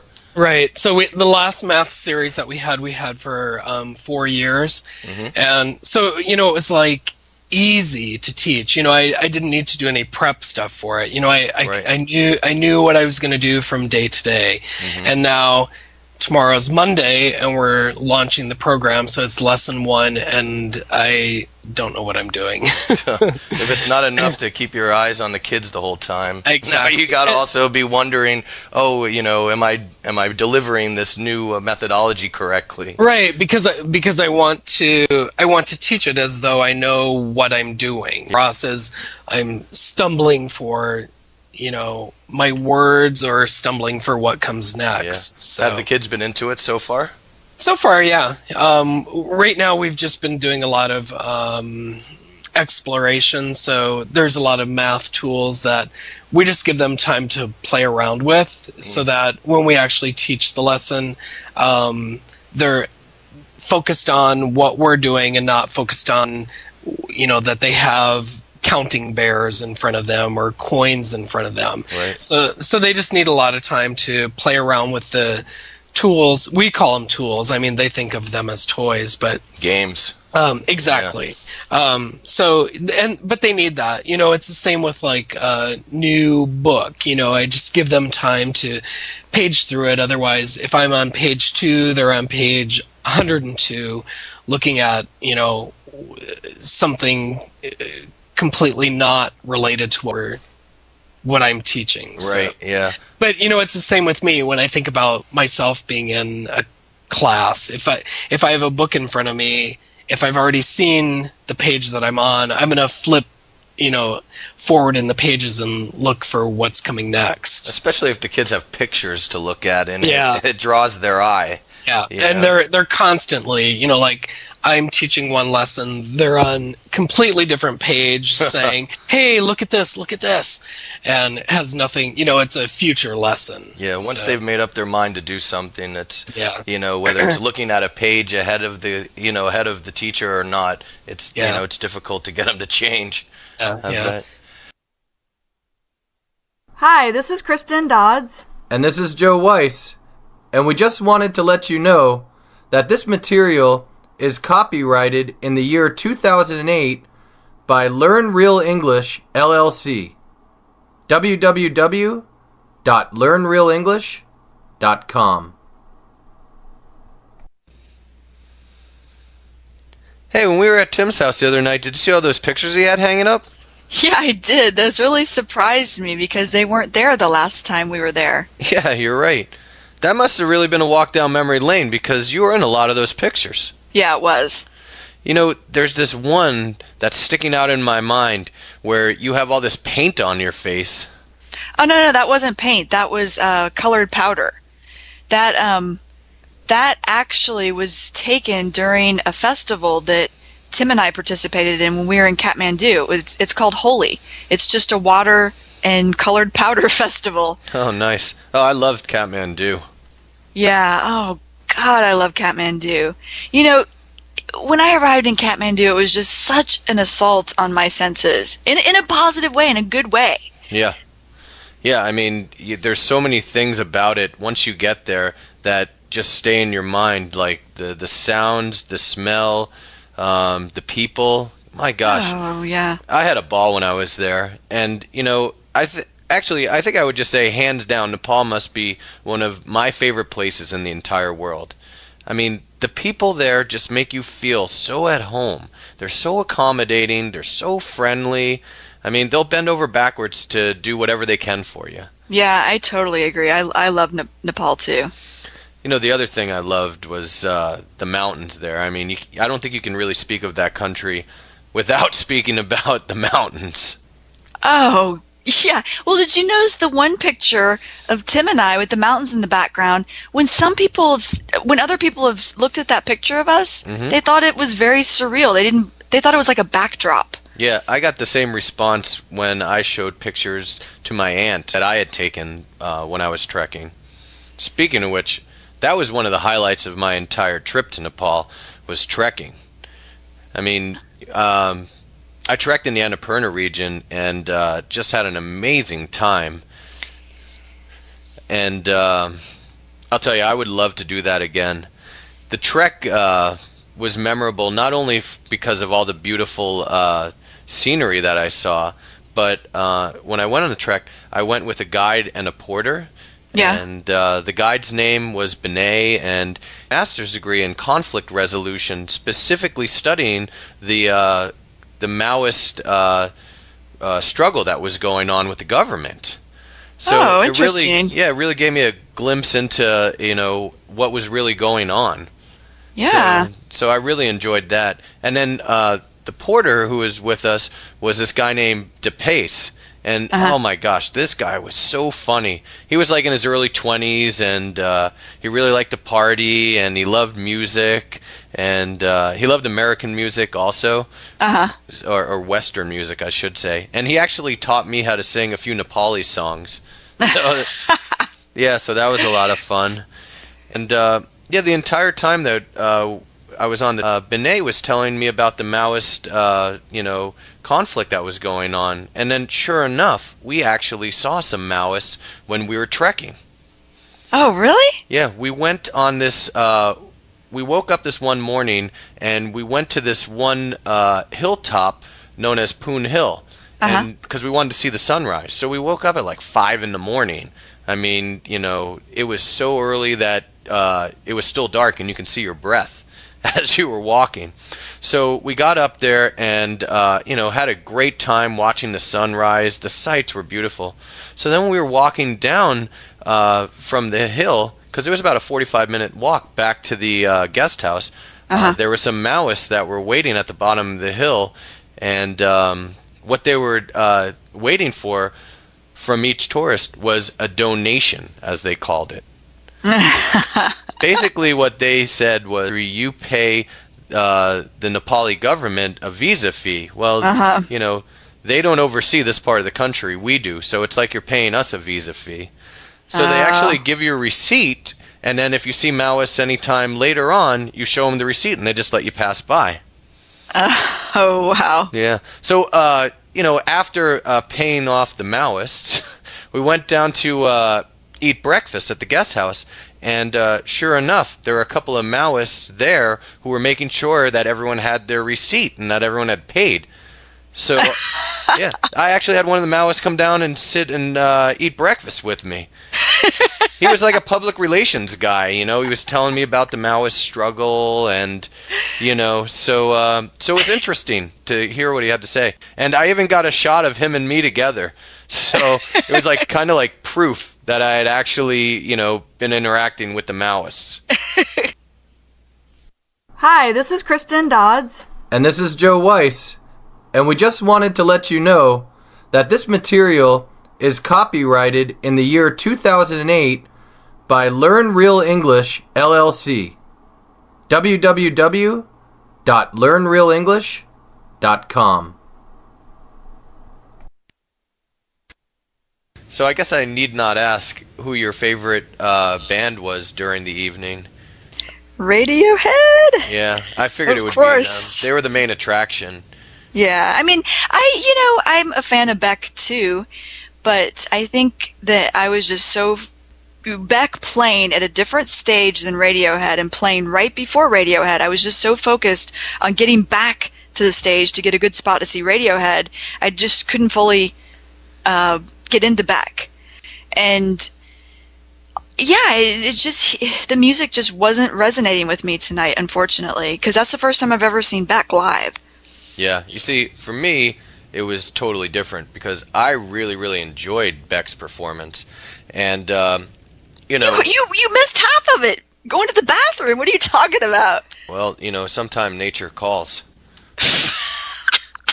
But, you know, I wasn't familiar with Radiohead's music at all. I really enjoyed it, and, you know, I would definitely go see them again, but I'm more familiar with Beck's music, so maybe that helped me to enjoy it. Plus, I just like that style, Beck's style of music, more than Radiohead's, you know? But I really did enjoy the Radiohead music. I liked the fact that the crowd was really into them. You know, like, you looked out in the crowd and you saw everyone smiling, you know, everyone seemed happy, and like some people were dancing, and a lot of people were singing their songs. You could tell that they were very familiar with the music. So, you know, it was just a good vibe, and I really enjoyed that part of it. Oh, they were off the hook. I mean, they sounded just as if I had put a CD in the CD player. Yeah, well, you know, practice makes perfect. Yeah, it's difficult to find that live. But I will say too, well, let me back up. I'm really glad I took it easy last night, just so I could save some energy up for tonight, because I danced my ass off, and I thought that I would, and Yep. I did. I had so much fun. But going back to what you were saying about the crowd being really into them, they were, I agree. But I would say that more people didn't dance than those that did, which kind of surprised me. It's so different compared to the music we usually go to see. Yeah, I mean, I totally agree. When we usually go see music, everybody's dancing, and you're right in that there were maybe, I wouldn't even say half the crowd was dancing. Yeah, I guess there were more people singing, as you experienced. People standing there was next a guy to you. who was standing next to me who was singing. I mean, it was like he was screaming at the top of his lungs. I just could not hear the music at points. I had to move away from him at one point. That's so funny. And then there were some teeny boppers who were over near me who were just like screaming. They weren't even singing the music. They were just yelling. You know? Oh, just like out of excitement. Yeah, I mean, they were so yeah. excited. Yeah, they were just like yelling. But you know what? They were having a good time, and the way I look at it, this was their favorite band probably. So, more power to them. They were having a great time, and I was happy to see that. Well, without a doubt, Radiohead is one of my favorite bands, so I was happy to see them live. I hadn't seen them live since I was in college and didn't even appreciate them then. Yeah, well, maybe next year they'll play the festival again. Yeah, if they have one. Wasn't this the first year they had this festival? Yeah, it's true. Yeah. And this was the first time ever someone played at dark in Golden Gate Park. Yeah, that's true. I hope that we didn't wear out our welcome as fans. How so? Well, leaving trash and stuff behind. No, I think more so when people were leaving the concert. Since Golden Gate Park borders, a bunch of neighborhoods, people were walking out of the concert at the end of the night and making a lot of noise. And I think and it was getting late at night. So I think that it might have woken up a lot of the people who live in the area. So I just hope that the people weren't, too much of a burden on the neighborhood. Yeah. It did kind of suck that the sound cut out twice, but I guess that's just... Yeah, what was up with that? I mean, the guy who was at the soundboard must have been asleep at the wheel. That's like so unprofessional. Yeah, that was really disappointing. Well, at least when the music was playing, it sounded good and the band performed well. Yeah. Hi, this is Kristen Dodds. And this is Joe Weiss. And we just wanted to let you know that this material was cited in the year 2008 by Learn Real English, LLC. www.learnrealenglish.com. So, what did you think of the festival tonight? Oh, I thought it was great. I had a great time the entire day, actually. Yeah, good. Me too. I thought it was a great idea for us all to meet over at Tim's place. I mean, you and I were obviously running late because he lives out in the boonies, but, better late than never. Yeah, I agree. When you get a group of people together to go to an event like this, it just adds to the enjoyment, the fun, and it's kind of like the saying goes, the more the merrier. Yeah, I totally agree. And, I think it was really important that we all went to the concert together in one group because, it was so large, it would have made it really difficult to find people in our group if we would have all gone separately.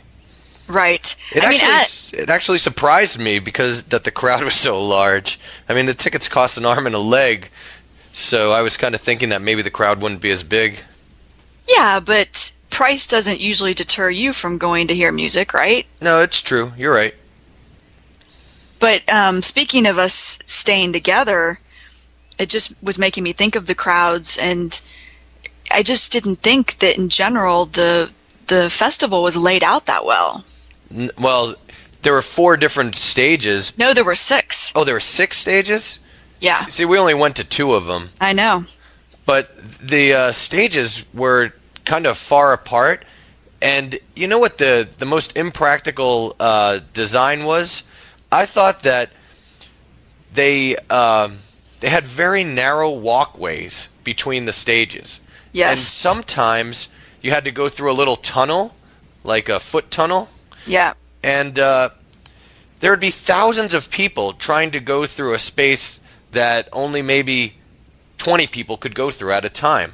Oh, yeah, the crowd would get completely bottlenecked. Yeah, exactly. So trying to go from one stage to the next was just, it took a lot of time and effort. Yeah, I agree. So that was one thing that was, just not properly planned for on their part. No, and then there'd be all these random trails through the woods that people were trying to forge their way through. Yeah, true. Another thing that was a real hassle was trying to get a beer. Oh my God, yeah. I mean, the line was like, 120 people long every time you wanted to go get a beer. Yeah, well, first you had to stand in line just for them to check your ID and get the wristband. Yeah. That was bad enough. Oh, that was an even longer line. Yeah.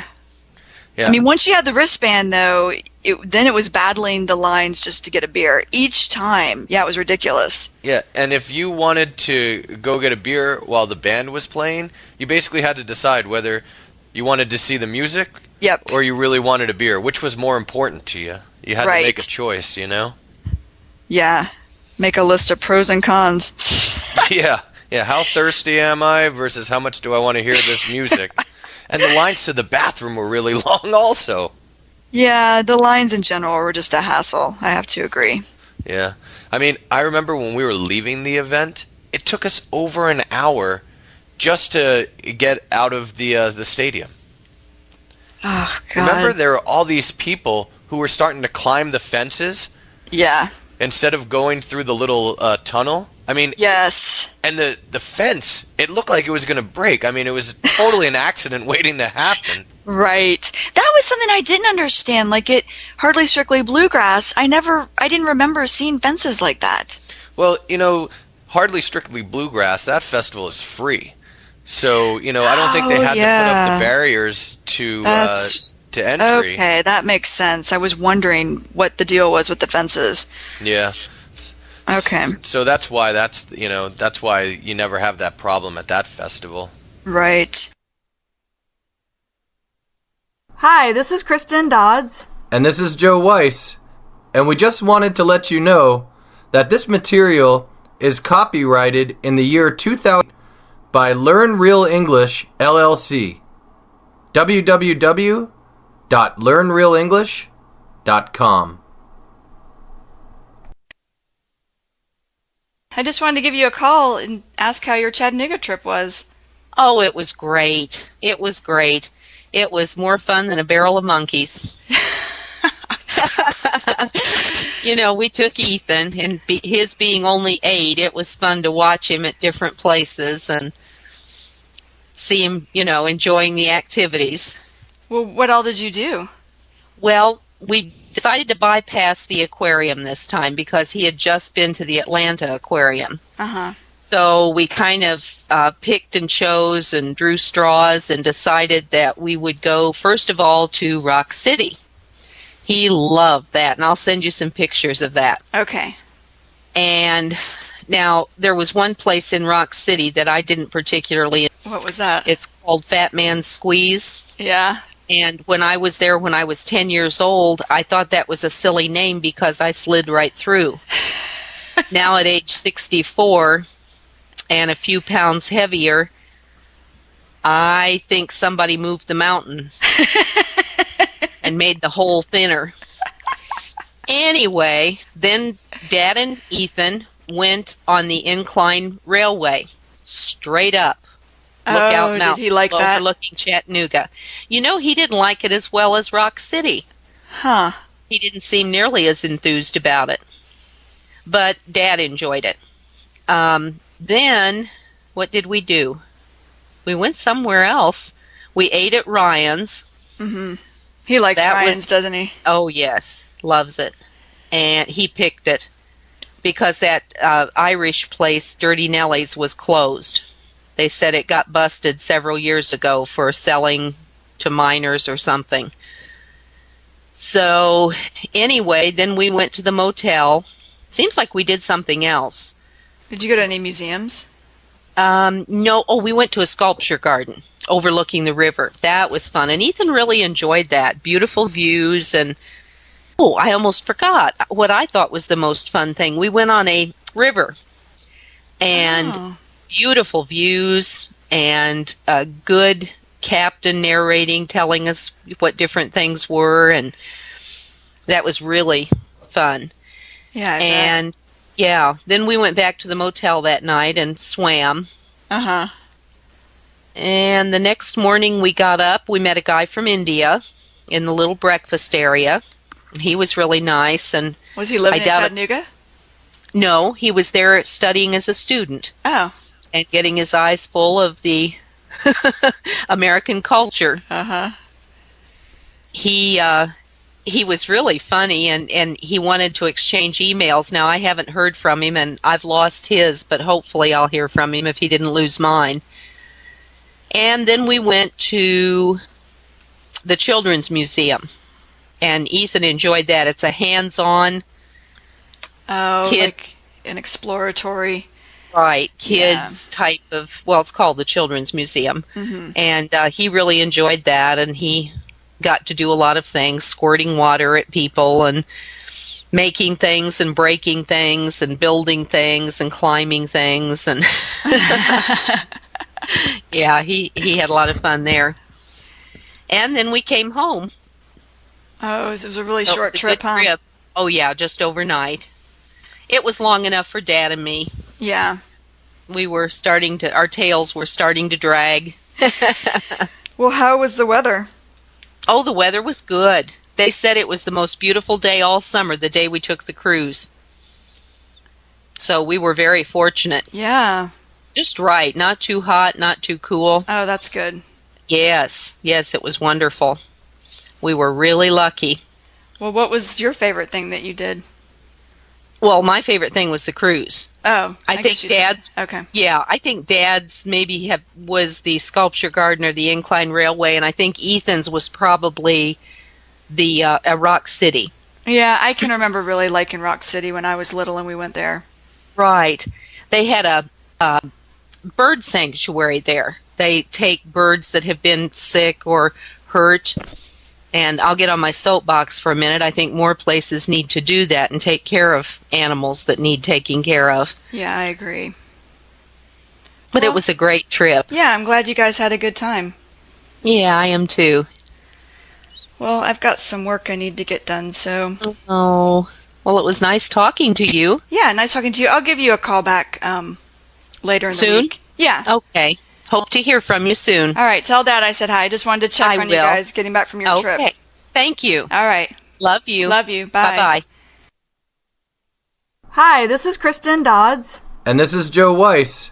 And we just wanted to let you know that this material is copyrighted in the year 2008 by Learn Real English, LLC. www.learnrealenglish.com. Hey, I went out for lunch today with Sam, and the restaurant we ate at had an additional 5% surcharge to the bill. Oh, really? Why is that? Well, I guess it was to help defray the cost of health care for their employees. I've noticed a lot of restaurants here in San Francisco doing that of late. Oh, that's that Healthy San Francisco program. Oh, yeah, that actually makes sense. Yeah, I first found out about it a few months back when I went to a meeting at work about it. Apparently I'm eligible. Oh, yeah. Yeah, I think I saw something about the eligibility rules being that you need to make below a certain amount of money per year, and you need to not have health insurance. Right, and also you have to work a minimum of, I think it's like 10 hours a week, 10 or 12 hours a week. Yeah, okay. Yeah, but in general, I'm just fed up with the healthcare in this country. I will say, though, at least here in San Francisco, we have some sort of safety net like this new program. Yeah. Yeah, it's good that we have that program, but I hear where I hear what you're saying. I am fed up with it too.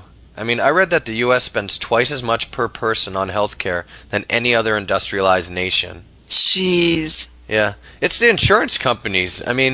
They act as a middleman between the patients and the healthcare providers, and all they do is help to drive the prices up. Mm-hmm. Yeah. Well, before a program was even came into existence, like this Healthy San Francisco one, someone like me who had zero insurance, we had to resort to going to health centers. And there are definitely some downsides to that.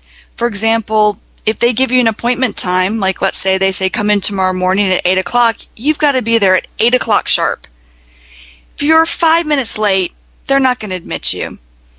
Yeah. And then you could end up sitting there waiting for hours, even though you've got this appointment time and you're there on time. Yeah. When they finally do take you back, then you might not even see a doctor. It could be a nurse practitioner. Yeah. Yeah, I've actually heard that the people who work there also, the doctors and the nurses, they just don't provide as good a care. Well, no, I wouldn't say that. I feel like it has been pretty good care. It's more of an issue, the timing.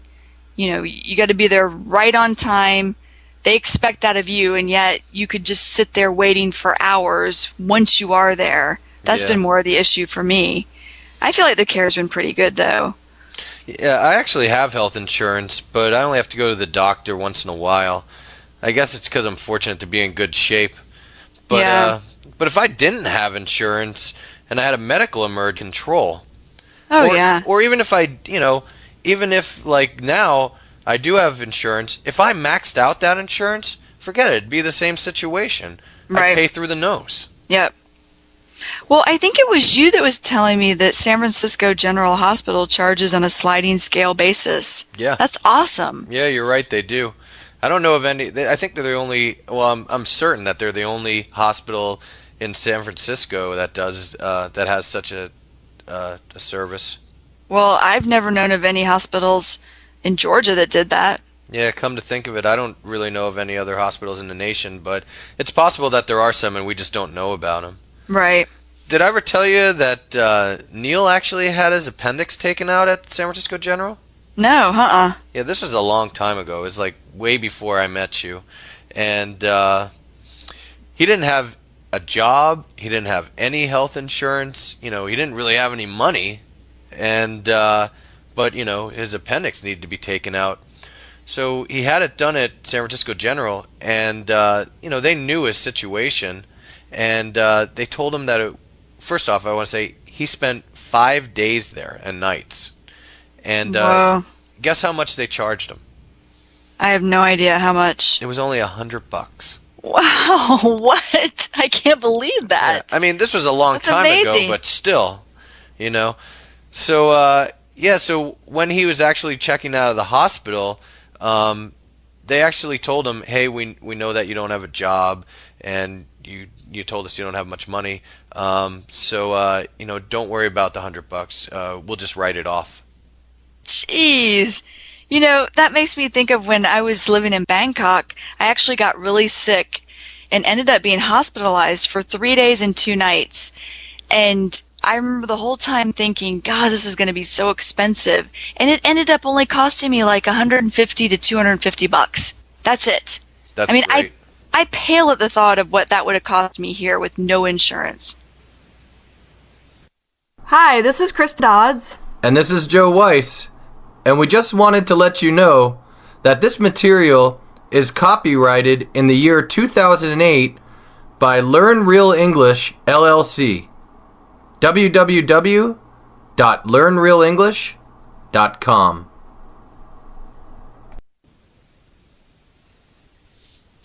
Hey, I ran into John today, and he's going to actually be doing some traveling in Europe. He says he's going to spend a lot of time in Prague. Oh, Prague's awesome. Did I tell you I lived there? No, get out of here. You never told me that. Yeah, I lived in Prague about 15 years ago. Oh, whoa. What were you doing there? Well, I was traveling. I didn't actually know that I would end up in Prague. I was just going to do whatever came along. Wait, where'd you start out traveling? I got a one-way ticket to Amsterdam. Oh, nice. And one of the only people that I knew in Europe was this chick that I used to go out with. So I figured I'd look her up. I knew she had another boyfriend at that point, but she said she could get me a place to stay, and she was in Prague, so I figured I'd go there for a few weeks and see how it went. She was from Prague, or...? No, she was American, but she was over there teaching English. Oh, nice, nice. Yeah. So wait, how long did you spend in Amsterdam? I only spent about 4 days in Amsterdam before I got kind of sick of it. So you were just going, you were just basically like traveling through. Yeah, and then I started hitching. Oh, nice. And kind of hooked up with some English chicks and just kind of spent a little bit of time with them on the road, and then eventually ended up on a train late at night and didn't have any money but pretended I didn't understand what anyone was saying and ended up in Prague. Wait, when you first took off from the U.S., were you actually traveling alone? Totally by myself. Oh, sweet. Yep. Nice. It's funny looking back. I didn't have anything with me, Yeah, you could just like basically take off on a whim. I had like one pair of shoes and no health insurance, and I was just living large. That's nice. And you know what? Now you would probably look back and think that you were totally broke, and that now that you have kids, that would be a very difficult thing to think of. If I had to be responsible for them, it would be difficult. But I was only responsible for me, and I was in the mood to feel anonymous. I wanted to go where no one recognized me. Yeah, no, that sounds great. So that's great that you just travel alone. A lot of people are not into doing that, you know? Yeah, well, it's a big deal. Yeah, you got to kind of put yourself out there and just see what happens, you know? Yeah, exactly. I've never traveled alone, but I'm sure I could do it, you know, because I feel like I'm pretty good at meeting people, you know? Yeah, yeah. Well, sometimes it's fun to meet people, and other times it's fun to just truly be on your own. And you know, you get into a situation where you realize that nobody knows where you are, and you just have this total sense of freedom. Yeah, it's crazy. Yeah, I can only imagine. So Yeah. you took the train from Amsterdam to Prague? No, I took the train to somewhere in Germany, and then I started thumbing on the side of the road. Oh, how long did you stay in Germany? Like 2 days. Oh, that wasn't long at all. Yeah, just long enough for a couple of weird people to meet me and help me out and take me to different places. So they actually picked you up? Yeah, at one point I decided that I didn't really care what direction the car was going as long as it was warm and dry. I was getting in. Wait, were you actually like did you believe that you were headed to Prague at that point, or were you just heading wherever? No, I was headed to Prague, but I didn't really care if it took me a while or what. Oh, that's cool. So I just kind of went with the flow of what was happening. Yeah, what'd you think of Germany while you were there? Because I'd never been there. Kind of weird. Either. Kind of weird.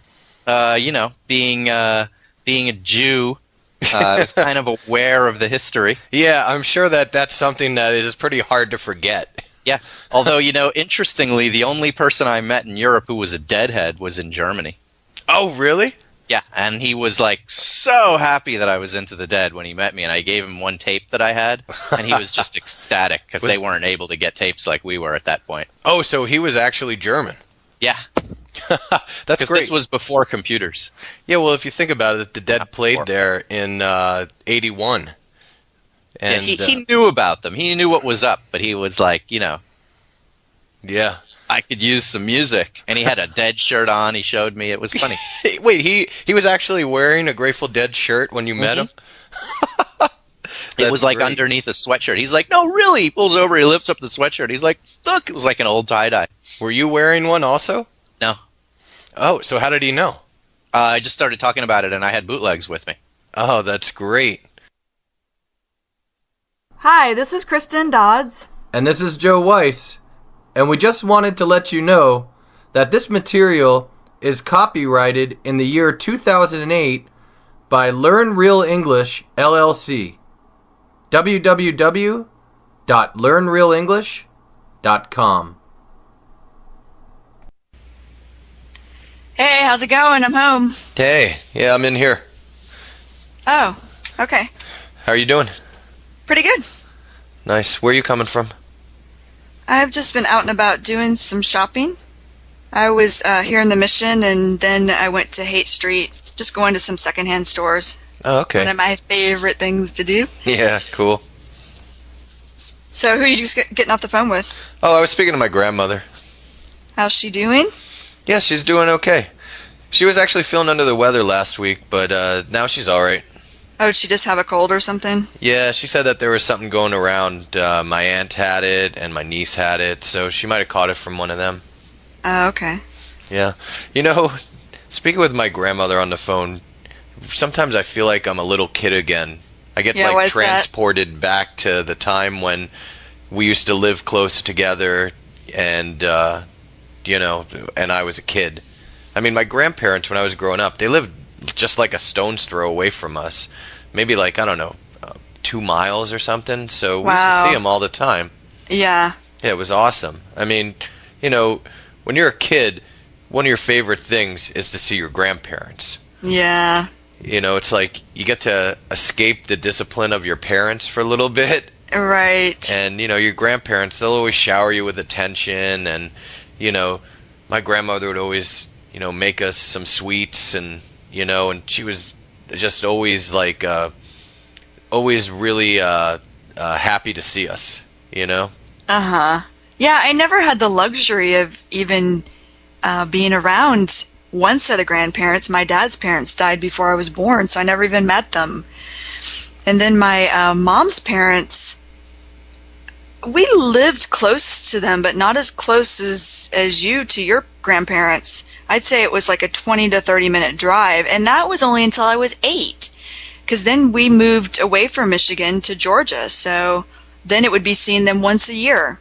Yeah, I mean, my brothers and I were really fortunate to have both sets of grandparents around. Yeah, you are. And I mean, my father's parents moved down to Florida when we were like 8 years old, and that was a bummer for us at the time. But at least my mom's parents lived around us, until we were teenagers, and we moved to Pennsylvania. But it's uncommon these days. I mean, the generations before us always had their family right near them. Right. I mean, I hear these stories from my grandmother. She says that her entire family lived in like one, on one block, and that wasn't uncommon. I mean, a lot of the times they would, the whole family would live in the same house. Usually people didn't leave until they got married, and even if they did leave and get married, they lived just down the block. Well, speaking of the same block, that made me think of my brother, my younger brother, when he was in high school, dated this girl, and her whole family lived on the same street. And I can remember thinking how strange that was. Yeah, I mean, now it is. But back then it wasn't at all. Yeah, right. Yeah. When I was talking to my grandmother, as we do a lot of the times, I was reminiscing with her about when I was younger, and we not only did we live very close to my grandparents, we all went to the same church. So, every Sunday afternoon, we'd see them at church, and we'd sit near them, and then after church was over, I'd always beg my parents to let us go over to my grandparents' house, and we'd go over there and eat dinner, and I'd watch baseball games with my grandfather, so that was always a lot of fun. It was just just spending time with them. Yeah. We just had a great time. Was it like a big Sunday dinner? Oh yeah, and my grandmother would cook a huge meal, and my grandmother was an amazing cook. She'd always cook like some amazing Italian dinner, and we just loved going over there for that reason as well. Oh, that's great. Hi, this is Kristen Dodds. And this is Joe Weiss, and we just wanted to let you know that this material is copyrighted in the year 2008 by Learn Real English, LLC. www.learnrealenglish.com.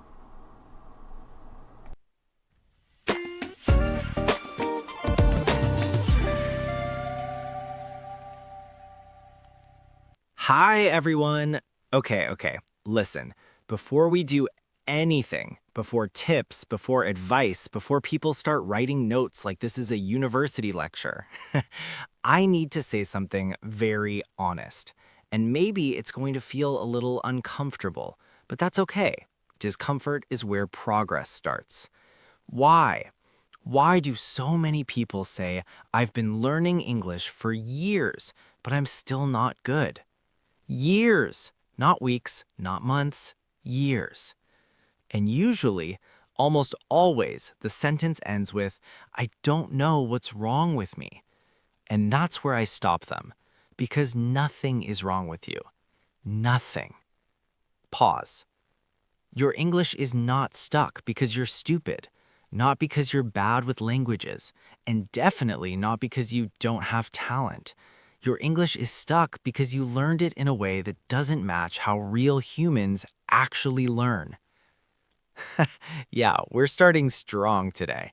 And listen, this episode is not here to motivate you for 5 minutes and then disappear.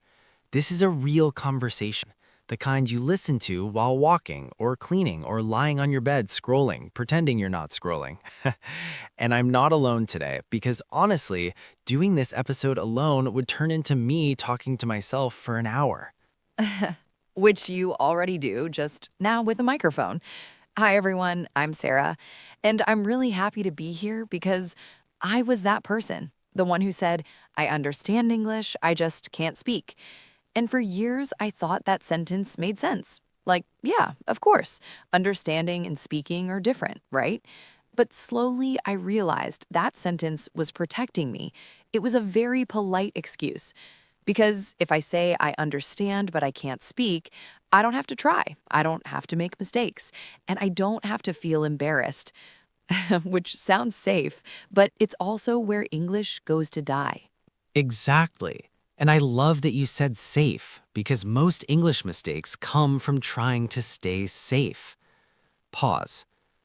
Let's talk about the first big problem. And this one hurts a little. People confuse studying English with using English. They think they're the same thing. They're not. Studying is comfortable. You sit, you watch, you listen, you nod your head like, yeah, I get this. Using English? That's scary. That's when your brain freezes, your mouth feels slow, and suddenly all the words you know disappear. It's like they all went on vacation together. And here's the problem. Most people spend 90% of their time studying and 10% actually using English. And then they're surprised nothing changes. Pause. Language is not information. It's a skill. You don't learn swimming by watching videos, you don't learn driving by memorizing rules, and you don't learn English by just understanding lessons. Yeah, and can I say something a bit controversial? People are addicted to feeling productive. They love watching lessons because it feels clean, organized, safe. You finish a video and you're like, nice, I learned something today. But when was the last time you actually used that thing? I used to watch pronunciation videos for hours, hours. And then when someone asked me a simple question in English, my brain went completely blank. Not because I didn't know the words, but because I never trained myself to access them under pressure. That's such an important point, because English doesn't fail you in calm situations. It fails you in real life, when someone looks at you, when there's silence, when your answer matters. Pause. And that brings us to the second mistake, a very sneaky one. People wait to be ready. They say things like, I'll start speaking when my grammar's better. I'll talk when my accent improves. I'll practice later. Later is a beautiful lie. Later never comes. And here's the truth nobody likes to hear. You don't get ready before speaking. You get ready by speaking. Your English will be messy. Your sentences will be broken. And yes, people will understand you anyway. Can I share something personal here? The first time I spoke English regularly, I hated the sound of my own voice. I thought I sounded stupid, slow, childish. And I remember thinking, native speakers must be judging me. And turns out they were just waiting for me to finish so they could respond. They didn't care about my grammar, they cared about meaning. And that changed everything for me. Because once I realized communication is the goal, not perfection, I relaxed. And when you relax, your English gets better automatically. Yes, because tension kills fluency. Pause. When you're tense, your brain goes into survival mode. And survival mode doesn't care about vocabulary. It cares about escaping the situation. That's why your mind goes blank. That's why you say, sorry. Classic. And here's something important. Mistakes are not signs of failure. They are signs that you're finally using the language. Pause. No mistakes equals no growth. And can we talk about comparison for a second? Because social media really messed us up. You see someone speaking perfect English online, no pauses, no mistakes, great accent, and you think, why am I so bad? But what you don't see is how many hours they practiced, how many mistakes they made, how many awkward conversations they survived. You're comparing your behind the scenes to their highlight reel. That's not fair. Exactly. And that comparison creates pressure. Pressure creates fear. Fear creates silence. And silence is the enemy of language. Pause. English needs movement, sound, trial and error. It needs you to speak before you feel ready, to listen without understanding everything, and to respond even when your sentence isn't perfect. And that